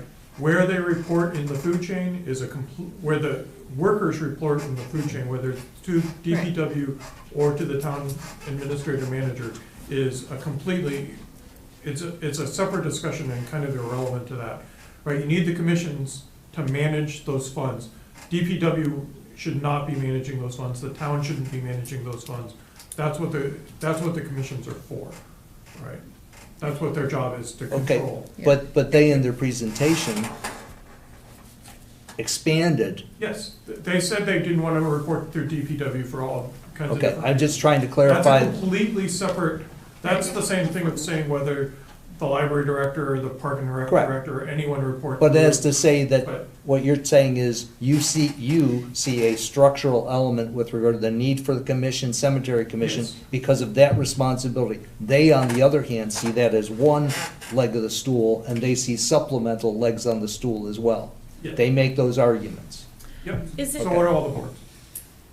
Is it possible that the trust fund commissioners could manage the cemetery trust fund? Not saying whether that's desirable or not, but does the trust fund commissioners manage any other trusts? Yes. Yeah. We have lots of trusts. There's 5. But what the trust fund commissioners can't do is say, how do you want to spend it? Right, that's So what that I'm, one yeah. has to come up from the commissioners saying, this is how we want to use the money. But isn't that what the treasurer? No, the does? treasurer writes a check, that's all. Okay. They disperse So- funds. The commissioners, sorry, the cemetery commissioners would be the one to say, what do you want to Yes. spend it on? What are the needs? What are the specific Yes, needs? exactly. Although, yeah, but technically, fiscally, the trust fund commission could manage the trust, but they wouldn't know what to do with it. It wouldn't make any sense. Yeah. They couldn't dispense it because they wouldn't know how to use it. The So, trust fund commissioners are effectively your mutual fund managers, right? Okay. I wrote down in quote marks in my notes, commissioners, the trust, cemetery commissioners serve under the auspices of Mass, and I couldn't write fast enough. So I don't know if there's some Mass general law stuff going on here, but I would agree, I would think the commissioners continue to exist. What are we saying, continue to be elected or no? Elected. Elected? And But exist. I would argue that if, or maybe we're not talking about that now. Where the Well, where the employees competitiveness report. and, yeah, well, yeah, the employee's different. I mean, nobody runs for okay, well, it, we're just, but, we're not going there yet. Okay, Yeah, so yeah. we're saying for the cemetery committee, because there's a trust fund, we're saying it should Yes. stay elected. that's my thought, yes. And I I think agree. what you were going to say is even though it's not competitive, Exactly, yeah, I mean, which would argue for appointment, but then maybe the weight of managing the trust fund outweighs the not competitiveness. yes, and then there's a whole, other- yes, I, yes. I doubt whether, I could be wrong, but I doubt whether anybody votes for one of these commissioners because there's a trust fund involved. Right. I think they vote because there's a So, name on the The ballot. and they choose. management of the trust fund could be an elected or an appointed position. If that's the only reason for having the commission to start with. And I get back to my first statement, why do we have a commission? Okay, I think I'm Well, we hearing. have the commission because there's a Yeah, trust. I know, yeah. So we've answered that But, one. but I would be fine with pausing cemetery with regard to where we think this is. I think once we get into where it should report to, we're gonna find the conversation flipping back and forth. And so if you want to continue on the path of, we should have it be elected, I just think that we might be revisiting as we get into concept of MOU and where it should report. I think it's one of those that we might find ourselves in that discussion, but Yeah, So I think they I should think report to the they should be DPW. appointed. I know, but we're choosing Yeah, not to I go would down too. that avenue We now, are. so that's why I'm Right. No, I saying, know why have an extensive discussion that I think we're Well, gonna we have still yet talk about the again. commission as a commissioner, they appointed or elected. If I don't see anything can be managed by elected officials that can't be managed by appointed I'm just officials. trying to think of the platform, somebody's, I'm running for a cemetery commissioner, and this is what I'm gonna do that that other person's not gonna do. No, no. I mean, we've already established the only reason that If there's. that's the test, if trust that's fund. the test, Right. none of those. So Limited mission, right? Yeah. if they're appointed, But yeah, if they're appointed, that will eliminate the problem about who appoints the department head. No. not necessarily. Can an appointed commission manage the trust funds? There's no reason why they couldn't. Would that change the way, because you were saying that one of the reasons they should stay elected is because there is a trust involved. Well, because I was doing the library and I'm trying to think of how to bucket things. And so why are the library, granted, there's the law, but they also have the trust fund. You know what I mean? So is that an element that But- requires? But I see the library as being by law elected more to do with the law because they have to be, oh, sorry. The other thing about the cemetery commissioners is they're also dealing with land that is donated to them, and they have to take responsibility for that land. So that's another caveat with the elected officials, that they understand what land they have, what land that they are looking to be able to develop for the cemetery, and they have to look to the future. appointed officials, I'm not saying an appointed official couldn't do that, but those are the things that they are looking out to the town, in the town's best interest, to say to the different people that are behind them, what land that they have. And they're still reaching out to neighbors that have extensive land to try and get more Yeah. land for the town. So I think that's worthy, thank you for saying that. Having said that, if we're focusing on the responsibility of the trust and those responsibilities, let me point to an appointed group, CPC, who's entrusted with 1% of all of our property taxes on an annual basis, resulting in millions of dollars sitting there, waiting to be distributed per CPA. So they're performing that function, And they're appointed. and they're appointed. They're That's, appointed. that's my Half that point. group is elected, at least. Yeah, they're elected We're officials. elected to other boards. CP, excuse me, but those boards may soon find themselves to be appointed as opposed to elected. It's not required, it's correct, I'm just trying to throw out. At the moment. At the moment they are, they- most of however- that board is elected. correct, at the moment they are, but those appointing boards, committees aren't required by mass general law or bylaws to continue to be elected, which is very different from library and some of the other school, other ones that we're talking about.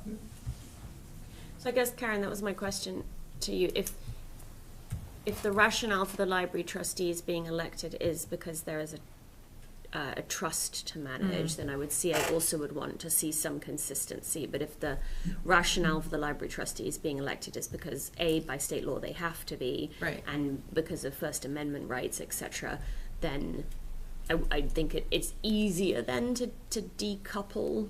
Yeah, I was just trying to find some But logical yeah, no, I'm groupings. And if there isn't similarly. one, there isn't one, but. And if they are managing both funds and land, you could argue that being appointed and having that sort of professionalized, or at least having, being able to go after the people that would be able to best do that could be advantageous, right? Otherwise, you could run for cemetery commission and be like, oh gosh, what have I done? I don't know anything about this topic, or, I mean, people probably would be well informed, but an appointment might ensure that they have more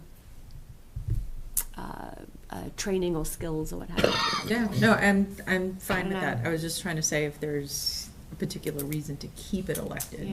But I'm not hearing And that it's not there is, competitive. no compelling. Tim, you have any comment on this one? Any reason that should be elected, do you think, versus appointed? No, as I said, I don't think that there's any compelling reason that they, have to be elected. I think an appointed board could perform the same functions. It's just, again, you try to think of the elections and you want to have interest and you want to have people voting for things that Yeah. they know. And so, again, is this just a matter, I guess it's, in some extent, it's true for probably all the elections, but,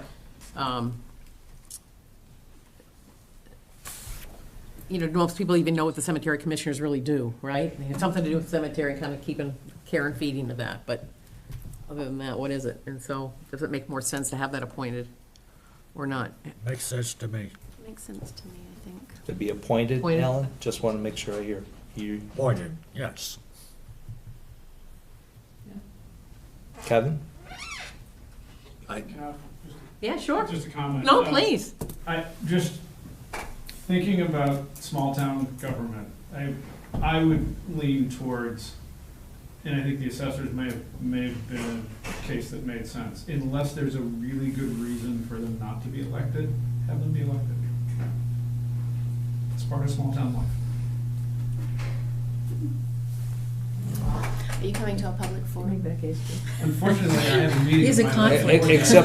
Except that earlier tonight, we said the assessors we view as moving recommendation towards. Yeah, but he appointment. actually said that one actually does make sense. Yeah. 'Cause, So I'm a little bit with Rob on this one. I wonder if we pause this one until we talk about where they fit, because I also think that the shape and form of the commission kind of balances potentially where the cemetery commission might sit within the town infrastructure. So if they were, let's say, rolled into DPW, but they actually do have a designated like cemetery department and carved out staff, speaking to some of the concerns that they talked about, maybe having a board that is elected might counterbalance the rolling into DPW. You know, there's I think a little bit of a... Well, it's kind of like the light and water. You know what I mean? There's one general manager with two separate budgets, two separate... Right. And I wonder if having an elected versus an appointed commission would actually make that transition feel different, right? So let's say we recommended cemetery where it gets rolled into DPW. If that is a given, it's not, but if it was, would that affect how we would want the commission to function? Like the two are kind of related to me. All right, so the way we're gonna do this then, we're gonna say we're gonna leave it elected for now, and then we'll get, when we go to talk to the next ones, then if we wanna change it, we can change it. Okay? Okay. I disagree. And that's great. Okay, well.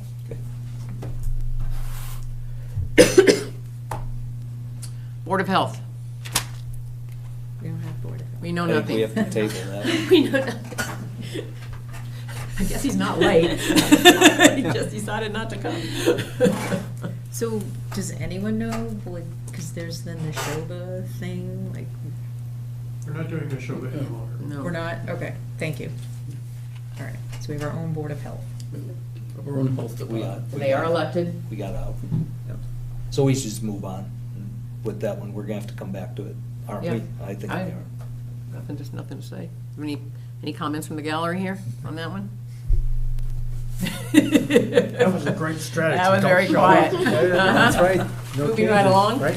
I just find it strange that with all the invitations that you've given to the Board of Health, that no one has come to represent them. No Well, one he said they were person. coming tonight. That was the main thing. But how long did it take to get that answer? Yeah. Long time. So, okay. Let's show them, we'll make them appointed. So I will say that the Board of Health resembles a lot like the Park and Rec Commission, and in that you're both trying to get people with the right expertise on the board managing a department, right? The departments have the similar characteristics of, MOUs and the agreements along that. Both boards should be policy boards. Board of Health is a little more regulatory in that they actually, review. They're somewhere between setting policies and what the Conservation Commission does, where they're reviewing, applications and permits more. So they straddle both the policy and the permitting area. But I don't have strong feelings on whether they should be elected or appointed. But I have a strong opinion on, we have way too many MOUs, so. Right, We agree with that. okay, but that really is secondary to the being appointed or elected.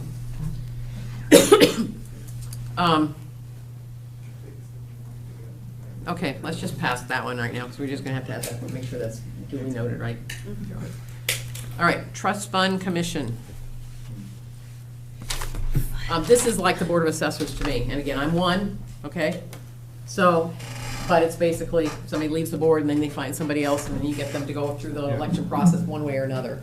And so appointment is really, it's basically the same thing. And also, when I said people, please vote for me, and they said, great, what is it? What do you do? I have no idea. And these are, some cases, people that are fairly involved with the town, so. So you're okay with appointment or for appointment? Yep. I would like our trust fund commissioner to have skills, please. So that Commitment leans to the towards, job. that leans toward appointment, Yes. so. So is that what you mean by your statement? Okay, thank you. So, Point. Can't argue with anybody that. disagree? No.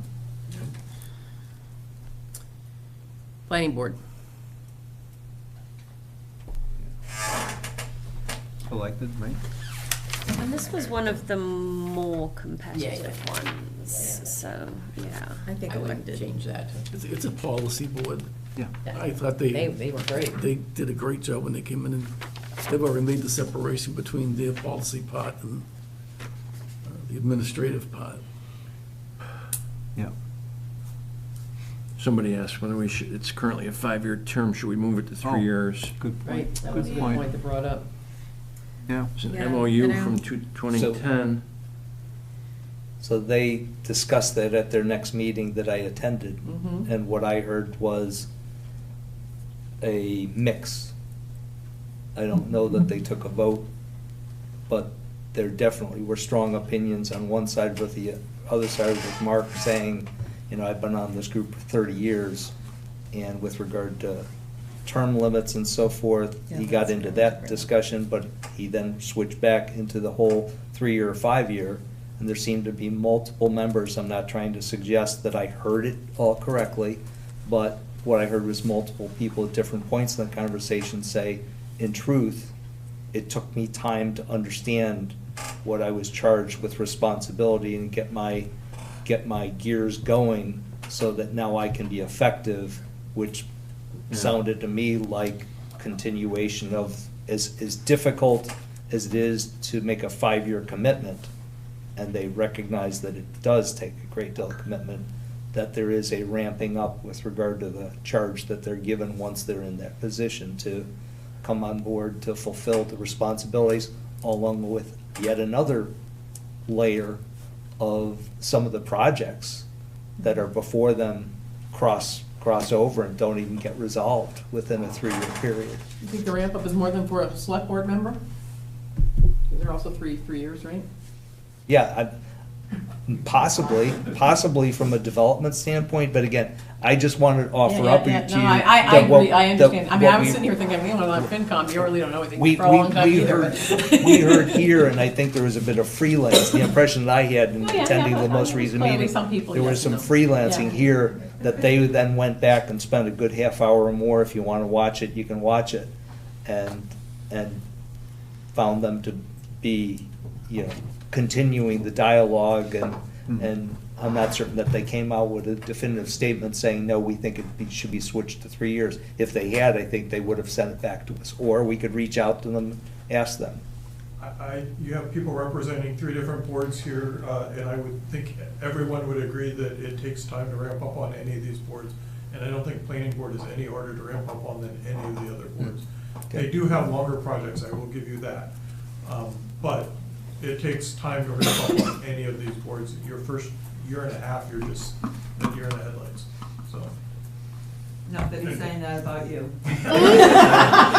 We're not a board though. We'll figure it out Gone long before then. We're just a committee. You guys as are we get our feet special. under us. The rest of us get 3 years, you get 1 and 3. So my suggestion before we take consideration of a changing of the term would be to put the question back to them and force them to come to an advice and recommendation to us on a solid basis, as opposed to hearing different pieces of perspectives. Is this the only board that has 5-year terms? No. Yes.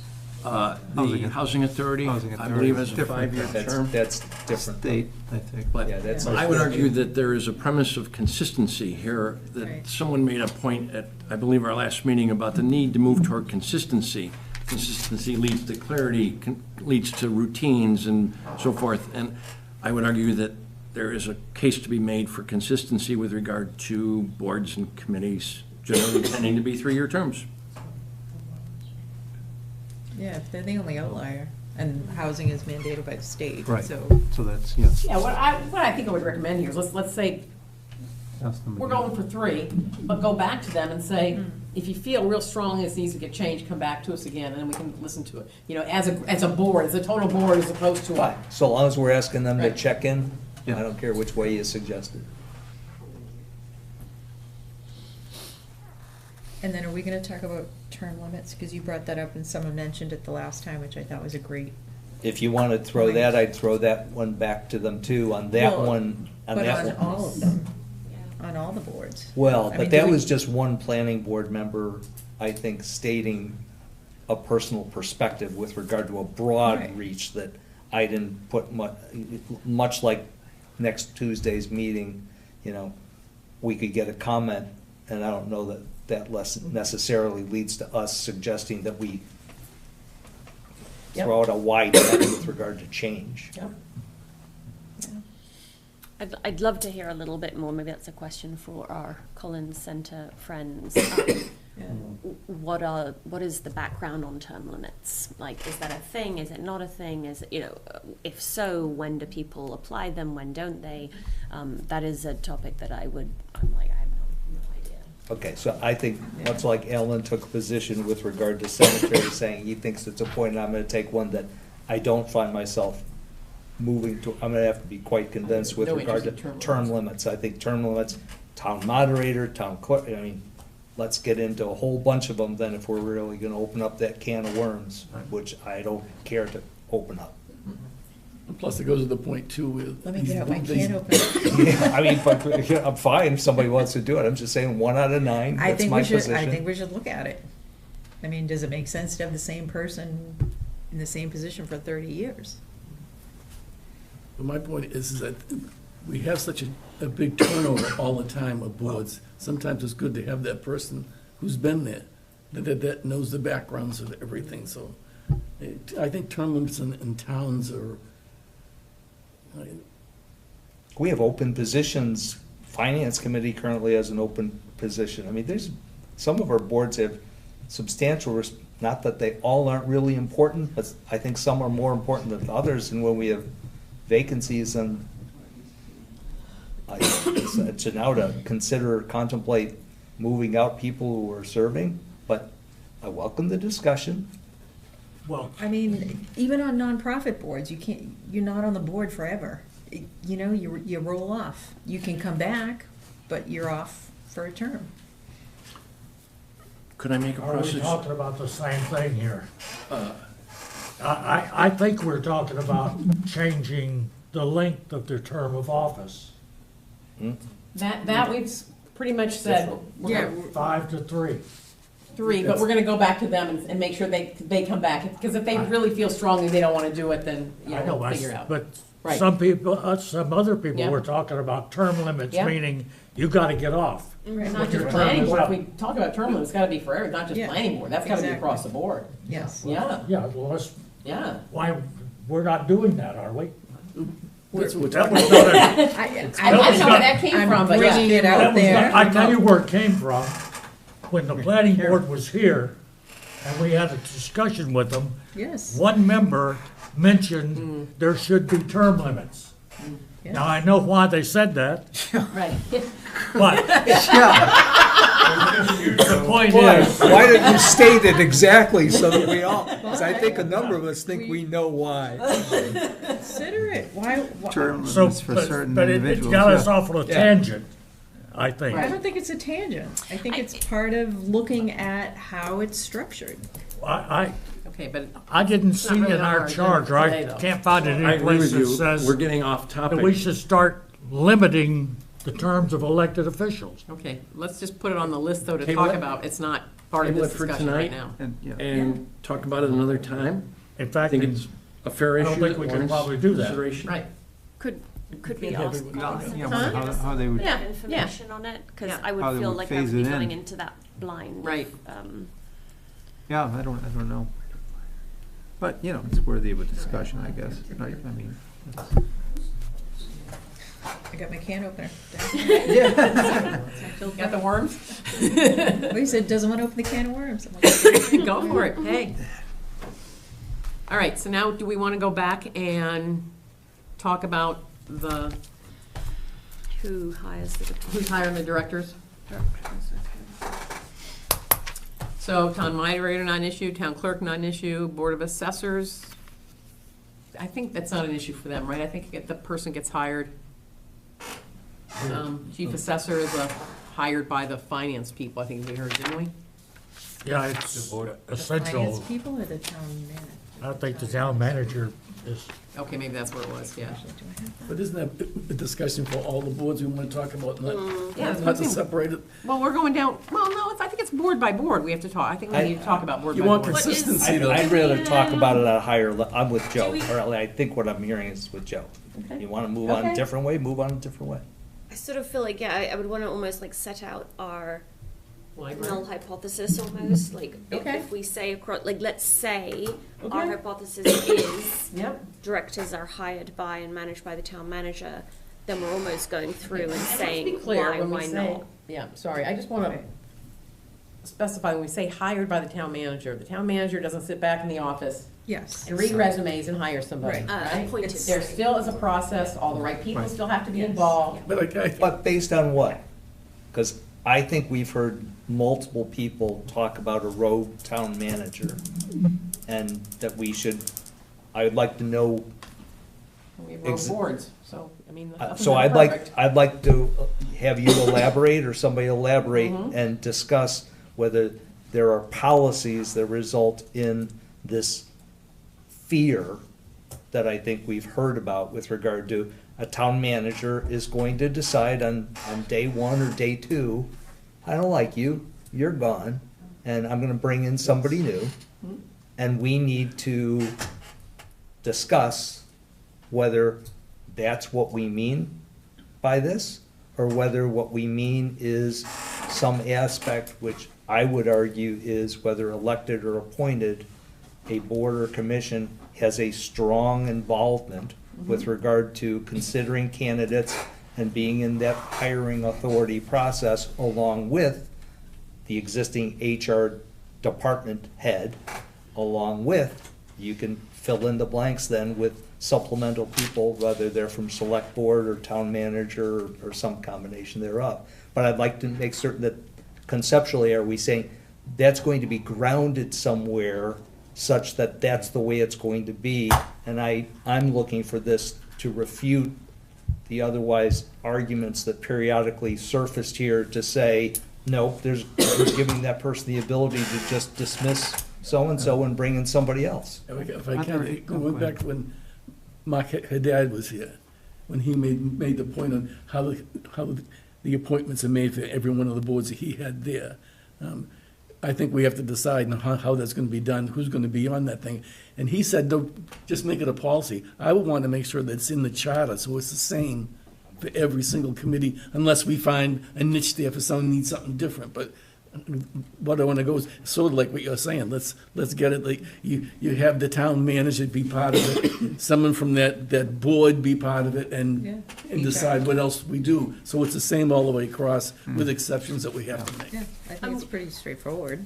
And then, again, because trying to strike that balance, right, with charter versus detail, to me, that would say something along the lines of the town manager has the authority to appoint department heads, blah, blah, blah, blah, in keeping with town personnel policies, town hiring laws, rules, etc. Like, so that you have a sort of framework for the hiring process. But I wonder if we would want to also add in the charter with input from the relevant board or commission. Like, maybe that part of the language might fit in the charter to say that that is something that you can't write a hiring Right, can't do the plan charter. that doesn't have board or committee input into the hiring process. So I agree with what I heard you, other than I think I might be wanting to strengthen input, because input could be, I heard you, and now I'm disregarding it, where I would want something stronger than that. Can I make a suggestion on how you word this? That a board or commission recommends a hire. The town manager or administrator appoints the hire. The only person they can appoint is someone that was recommended. Right? They can't go out and appoint someone that wasn't recommended by the commission. Now, you can carve out exceptions for whatever departments, like maybe like the light and water, or the library, or however you want, but the general rule should be a commission recommends, and then that's who can be appointed. If the town administrator says no, then they have to recommend somebody else. The town administrator can't go outside of the recommendations. We have draft language here regarding the powers and duties of the town manager, and it speaks to this. The only way they can't hire someone that you didn't approve. You still have to. That you didn't put I- forward. Yeah, but what, Right. Did that say, Actually but say. Hang on. Can you This read is it? draft executive, this is Article 3, Article 6, the duties of the powers and duties of the town manager as drafted. It says that except for department heads appointed by the select board under 3.1.1E, the elected town clerk, the department head of the municipal light and water department, and the library director, the town manager shall appoint and remove all other department heads. For department heads under the jurisdiction of an elected body, the town manager should consult with the respected elected board, commission, or committee prior to making appointments or removals. Except for the municipal light and water department, the town manager shall approve department heads' appointment and removal of all other town employees. So there's a little bit of draft language there. I think what we're saying That was says consulting though, and consult. that's still pretty, And- yeah. but- I would say that language is not strong enough. I Yeah, think it's yeah. too much power to the town manager. So I would agree with that. And at the time, we were discussing that long before we were hearing from, and we Yes. continually discussed how we're going to have to evolve and we are. incorporate. Right. So I agree we are. Yeah. And that's why I pretty much dismissed that language with regard to it holding any, Yeah. it's subject to change, and I think now's the time for Mark's subject to suggestion is change. good, it's just we'd have to go back and look at, because maybe some of these boards aren't that involved and don't do that, right? They don't do that much of the hiring, right? Just because But I could imagine again if you they're had an elected board a though, so the strong elected ones that we have elected though would be probably. Because if you had a strong, competent, town manager doing their job, like they would, and the director, department head position is vacant, then that almost gives that town manager impetus to say, you have to be part of this process. So who are you recommending? And obviously going through the normal, posting the advertisement, going through the interview processes, going through the HR policies, etc., and actually kind of forcing them a little bit maybe to be involved. Yeah, I think most of them are though now, so I like that Yeah. language. So what do we want the personnel committee's role to be in the hiring of the next HR manager? What do we want their authority to be in the appointment of the next HR director? What should it be? It's not They elected, recommend right? someone, right, staff person. Yeah. Or let them make a recommendation, right? I think so. I don't know if you're able to hear Tim's voice, but just Yeah. to make a recommendation would be my answer, Kevin. Otherwise, So is that the personnel committee's got to vote on and make a recommendation of one person, or does the personnel committee have somebody on the search committee that is involved in the process and has their influence through that means? I wouldn't think that the personnel committee should have much authority with respect to the appointment of the next HR It's a committee, not a director. board, I think is the distinction, right? So I was talking mainly of the elected boards. There are some ones that are weird for appointed boards, like Conservation actually has authority to appoint their own agents at the moment. Council on Aging is a weird one in that they have advice, but they don't actually have authority. At one point, I don't know who the finance director was hired or appointed by the finance committee or what the involvement was in there. So those are the ones that are kind of in the different, but those are all appointed boards as opposed to elected.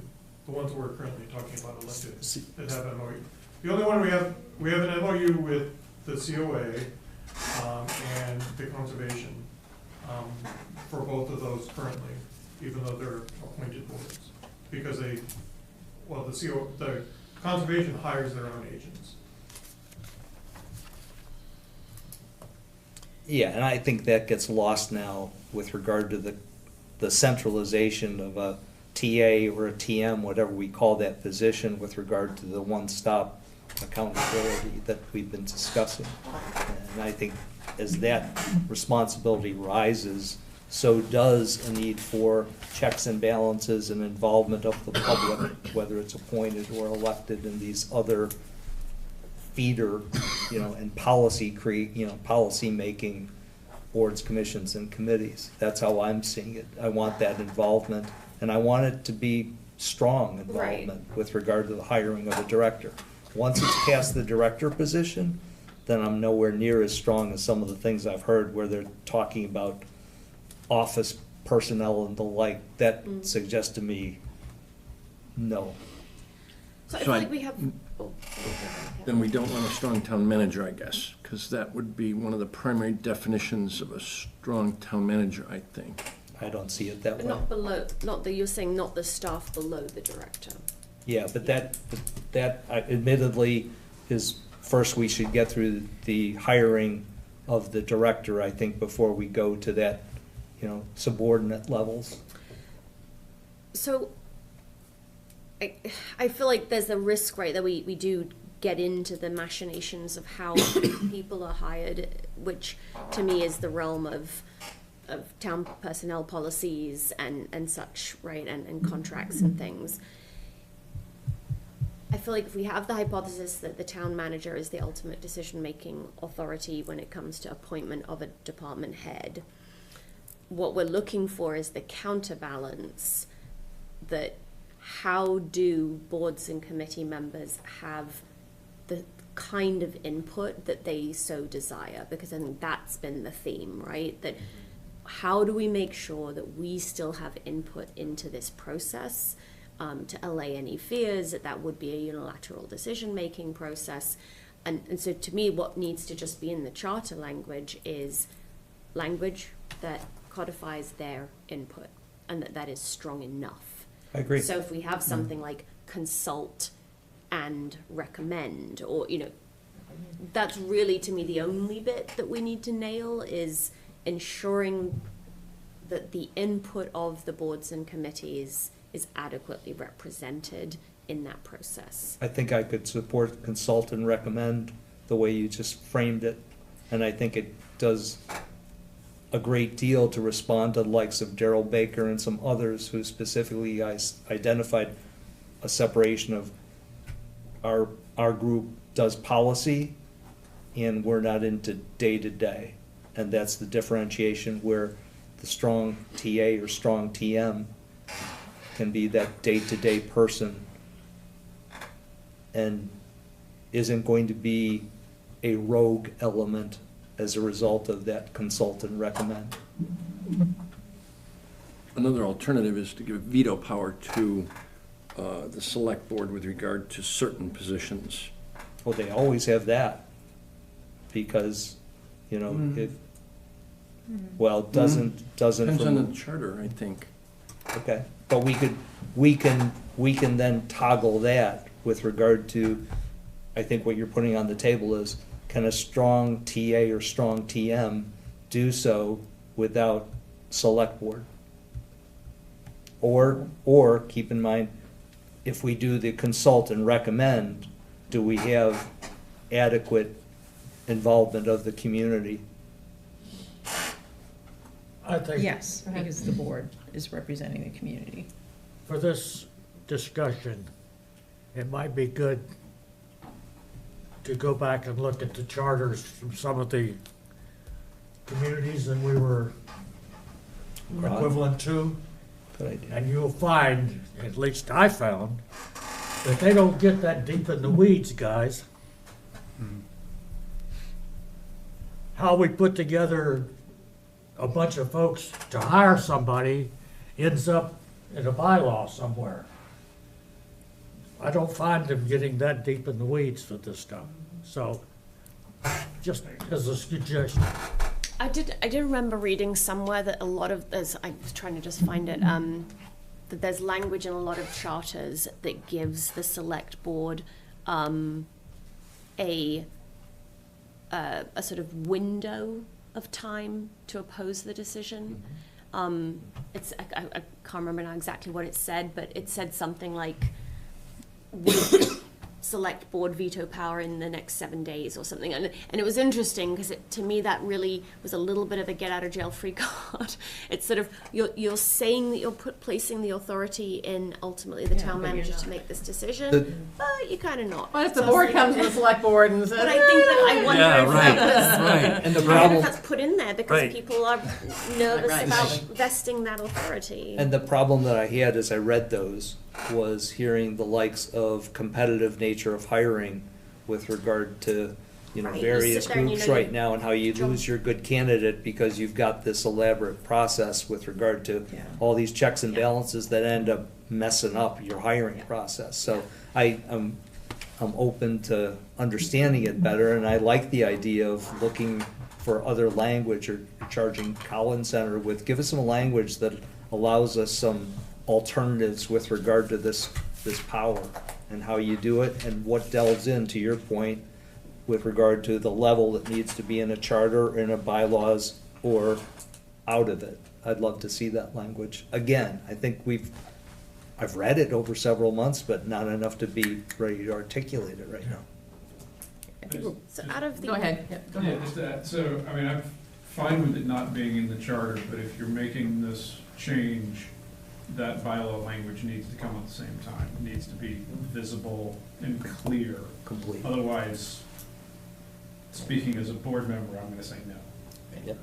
If I don't know what the result is, and we're just saying, trust us, we'll come up with a good solution, I'm not there, sorry. I agree. The other thing I think that you're missing or skating over, which is less pleasant but also important, is removal. Mhm. Yep. Yep. And that's No, I- another sticky, Probably harder than some. sticky, ugly Right, right, Yeah. process, but Yep. it's important. yeah. And so Katrina quits giving me the evil eye here. I will say that the state law actually says the library directors, the library trustees have the hiring and firing authority over the director. So unless you put something specifically in the charter that overrides It's state section law, 24, or 34. they're the hiring authority. Yeah, I think it's, the draft language, I think excludes, So that makes perfect sense for carve-out. Yeah, I think. You don't even need a carve out. You don't mention it. there. You just don't mention already it, it's carved just out. that- well, but we will The mention it. because- justification for not listing us among the others is Yes. the state law. Right, exactly.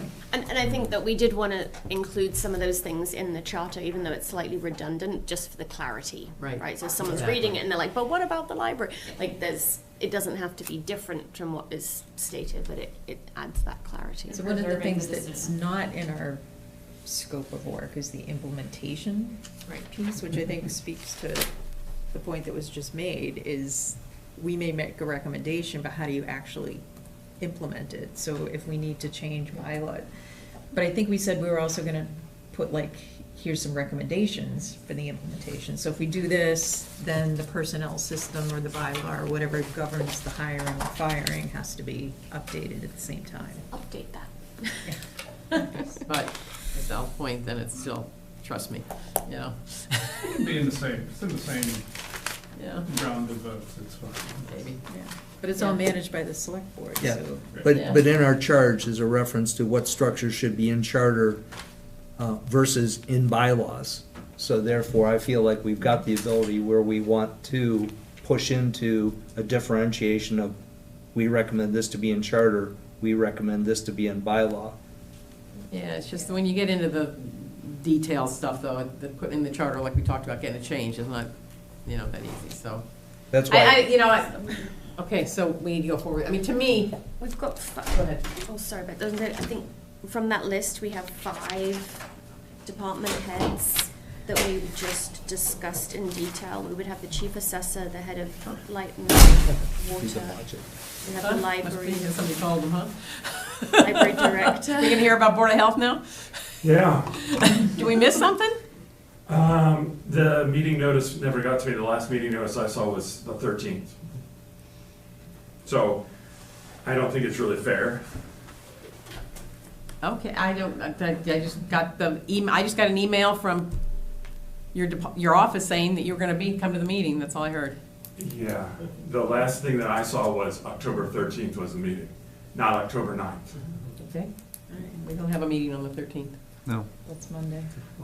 If you want, I can pull up the email that says October No, 13th. it doesn't matter, I'm not, it's not into that, I'm just, I'm wondering if we need to reschedule it, yeah, just considering the so. time. I think so. Yeah. so our next meeting is the 27th, October 27th. October 27th? I'm sorry, you ran over here for this, we could've, I'm 2 Yeah. minutes away. It's All not right. a problem. Literally. okay. The town's 4 miles across. You said the 27th? October 27th, yeah. Sorry, guys. Okay. It's the night before town meeting. Yeah, I can do that. I can do the 27th. That'll be a week. It's an evening activity. 6 o'clock? No. Does that work for you? Yeah. You're welcome. Sorry. It's okay. Good to see you. It's good to see you too. Usually we're gone by now. This is very unusual for us, so. So I was just, It was brought up about having the Collins Center. And we make sure that you and I, at least someone talks to the Collins Center about how they do appointments and give us the language, so Yes. we can sit down and talk about that next meeting. Yeah. Good idea. Since we are at 8:30, I just wonder, because we've got some individuals here, is there anything that you want, I would like to hear if they've got something else, just because we've had a lot of looping conversations and a lot of advancement, but if there's something else that, can I just ask a question just for the last part, just for the sake of the minutes, because I'll put it in for us to talk about next time. So we have not yet discussed any specifics or carve-outs for hiring of the appointment of the chief assessor, head of light and water, head of parks and rec, head of planning, but we did note that the library director would be appointed by the trustees regardless. So our working hypothesis was town manager, but we haven't got into those details, so we do want to discuss them. Should I put that in the minutes that we'll discuss that at a later date? Like, or are we just saying? Yeah, but I'm not sure when you listed them, I didn't see all the ones I expected to list, so I don't know. Oh, okay, so chief assessor, light and water, library, Water, I don't parks think there's and anything to rec. discuss. Light and water, there's nothing. There's nothing discussed there, I don't Right, think. that's exactly, I just wanted to make sure that Okay, we're. library we're not nothing to discussing. discuss. Sounds like park and rec, cemetery, board of health. Yeah, Board of Health, but we didn't talk about it. Conservation agent. Oh, yeah. It's I mean- not elected, but yeah. Maren, I know it's still planning? Yeah. question of the charter. Yeah, we still have a lot. There's still a Okay, lot. We so still have a those lot ones to are still cover. outstanding for us to discuss in There's terms a lot. of who appoints, the Yes. department head. Okay. The health director will come in there after you have your meeting with that one too. Yeah, correct. Okay, thanks. It is fascinating. I mean, I understand the concern. I mean, in my head, the idea, if you say that the town manager, town administrator is hiring, to me, that by definition, that just means they have to involve, they're making sure that the right things happen, right? That the boards are, these are the person, and personnel's involved as they need to be, and someone that they're bringing that all together. They're not doing so much and then they're doing from their municipal, they're checking with all their municipal buddies and saying, do you know this person? Are they any good? And you do whatever happens there in those networks. But that by definition, that's what they do. But I understand that the concern is there, that the real world comes in and that guy doesn't like that one, and so it doesn't work that way. Right? But you have the balance, the check and balance. Right. You got the Board of Selectmen, Right. who, when they hear that this guy is off the reservation, Right. does something about it. That's their job. Right. So, okay, we'll figure it out. What else? Is that enough for tonight, or you got more? Anybody here wants to say anything? If you want to give us any prelude, you can, or we can wait. We'll wait. Okay. All right. I guess I have two comments, I guess. One is, you guys have talked about sort of this business school ideal of a very vertically filtering into one point, and I would suggest that there are other models of organizations, and that may not be ideal for this structure. So just throwing that out there. The other is, I think, I wish you the very best of luck in your information session, and hope that lots of people you haven't seen before show up. However, We'll see you Tuesday. Real world. I have a meeting, so I think you got to figure out some way, whether it's surveys or getting out to something at town meeting, to get outside of this bubble, because it is a bubble, and I'm part of the bubble. Like, I've got my own biases, but odds are you're gonna talk to the same 20 people at your session, and how to get out of that bubble, I don't know. We've all tried to do it for various things. It's really hard. Park and Rec commissioned a survey and had it sent to 400 people that were selected on demographics. Like, but that's all I work, so just something to keep in mind. We can offer you a table at the library to talk to anyone who comes in. That's actually a good idea. We've already got a thing on the Office top. hours.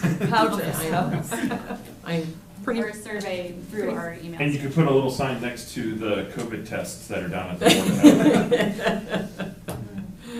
I'd be surprised if somebody doesn't stay up town meetings. I never heard anything about this. That's the thing, right? Exactly. You get through this and you get to the end and everybody goes, I've never heard of this, I'm terrified, and Right. runs away. Or And maybe whether that's- it's good or bad, it's just gonna be hard, so. Yeah. The other one I would say is just in your thinking about, is this change good or bad? I would add, does it make government cost more or less?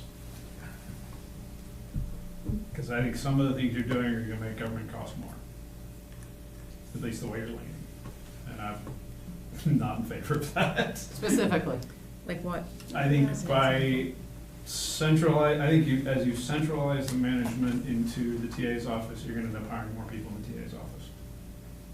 I've heard that directly. The TA, I don't believe the TA's office can manage all the people you're gonna put under it. But the other side is we're having more, right now, it's hard to get people to go to the boards, right? There's a lot of open positions. And you're asking these part-time volunteer boards to be hiring people and managing people. Oh. You know what? So, this is, right? I'm aware. Well, I think there's also The only difference I will say to you is that the elected boards, there's no openings on the elected boards. However, there are openings on the appointed boards. That's the only thing I can say to what's gonna be changing. And everybody says that, it's easier to appoint somebody to a board. Well, I'll tell you, look at what's on every 2 weeks when the select board say, here's the vacancies for the week, and there's all kinds of vacancies. And I have to say, if somebody doesn't want to go out and pull nomination papers, shame on them. Because it's 50 signatures. And if you can't bring it upon yourself to go out and meet 50 new people, shame on you. Because it's a job, this is a job. I mean, you are working your butts off to get this information, to get people to come here, to get the different boards and committees to come here, to sit with you and talk with you and get information. Because the information that you're getting, you're gonna put this big docket together to bring to town meeting to make a lot of changes. Well, to make some So, changes. I was And gonna some of say- it's gonna be So, putting stuff together, but, go ahead. But, it's too bad that people aren't seeing what the few people that do come to your meetings are seeing and how much work you're doing. And, I applaud you all for what you're doing, but it's a lot of work. so I do want to bring up a point that the Board of Health is actually an independent board per Massachusetts law. There's a CMR, I can't remember the exact CMR, but the board doesn't answer to the select board. We work in tandem with the select board. We're one of those neat little carve-outs, shall we say. So there is a unique relationship with that within the state of Massachusetts. In fact, every town can have a Board of Health. And the state right now is moving towards coalescing some of those boards into regional boards and things like that. But that doesn't mean that there is an independent agency or the Board of Health that isn't there. Our Director of Health is a new position that is within the last year or so. I'm not really prepared to talk more about that. I'll get some facts and figures together and things like that. But the town voted years ago now, I think it was like 4 or 5 years ago, to say that they wanted to move to have a Director of Health. And so that's something that we've been working to implement to go off and do that. So that was getting out of the Neshoba Board of Health thing instead? Yeah. Just as a simple comment, we weren't meeting our state mandates as we were working with the Neshoba Boards of Health to do the things that we are required to do. So the number of food inspections, the number of other things. So I'm not throwing mud, I'm just stating fact. So we will, yes, sir. Please proceed. So we will, again, I'll become better prepared Okay. on the 24th, but that's kind of like where we're at. 27th. Or 27th, sorry. Sorry, the 27th is good because the week prior to that, I'm down in Huntsville on a business trip, so. So what I wanted to ask is, will you bring those legal references as we've received from other groups, or would you like us to task Collins Center to bring us the legal references so that when we do discuss it with you? Oh, I can bring the legal references to show that It's the on the boards website. are independent and things like that. Yeah, but It's CMR, something. There's a quick Google search I can do and get that all together for you. It's not a problem. Okay. Just maybe then a quick plug to anybody who is listening to this. We do have charter committee questions at littletonma.org. And so if there are, I think, suggestions on, Email. that's the email, sorry, and if there are suggestions on how people want to get this information, how we could get this information out, it would be very welcome. I think that we're all kind of new to this. Well, I say, no, you guys are not new to this. I would say I am. It's really hard to get the information out, and more suggestions would be great on how to do that. And the cooperation of other boards, I think, would also be great for that. And then just as a response, or I guess a comment on the cost to government, I've noted it down as maybe something we can also solicit some thinking about at the public forum, but the cost of running a town the size of Littleton is different than running a town that's 6,000 people, and it is different to running a town that is 15,000 people. So I think acknowledging that growth is going to have to track with resources is sort of part of the equation here, I guess. And then, I don't know, just taking the minutes throughout the meetings, I don't know that there are that many changes versus clarifying things that are already happening and kind of consolidating things that are already happening and less on the changes front. I don't know. That is definitely one of the outcomes of this, is just to get it all in one place. I have a motion if you're interested. No, not quite. No? Okay. I'd just like to put on a future agenda what we heard in the last week about, my word, appalling cost of our email references for each one of us. It's basically a buck a day, if I heard it correctly. And I think I know the town's not getting the value of a buck a day charge for my unique email address. And therefore, I think we need to put that on the discussion, because we're costing a lot of money that, we heard Anna say last time. Is that for our discussion or? For our discussion. What are we going to discuss? We have email. They I can don't take it think we away. should, I'd like to be taken away. So. That's someone else's choice. No, it's our choice to say, please remove it from us. I'd just like a future agenda item. No, we didn't I have a mean, choice did in you the know beginning. you were We gave being it charged to a buck a day? Okay. So, those emails are there for your protection, because everything that is in an email conversation that you are having is foilable. And there are certain requirements that are upon town boards and meetings, open meeting laws that are there. So if you have emails that are going to your private emails and doing things like that, that means you are exposing yourself to those liabilities to go get that information. But other than you guys and the select board and a couple others, every other board in town has to do that. I understand. But I'm just letting you know. So Oh, yeah. that's why I I'm saying in agree. the future, I'd like to get facts, because this But was. I don't new- think it's our issue. Can we ask the select board to figure that out? Yeah. Hey, put it on the agenda. No, I Just- think it's a Should we or charter should we? Then figure it out, because I Issue. don't like hearing it. All right, you were saying, Are you ready for my motion? please. Move we adjourn. We need them. I'll second that for you. All right, second. Any discussion? All those in favor? Aye. All right, thank you. All the craziness that we get charged with training and so forth. It's all because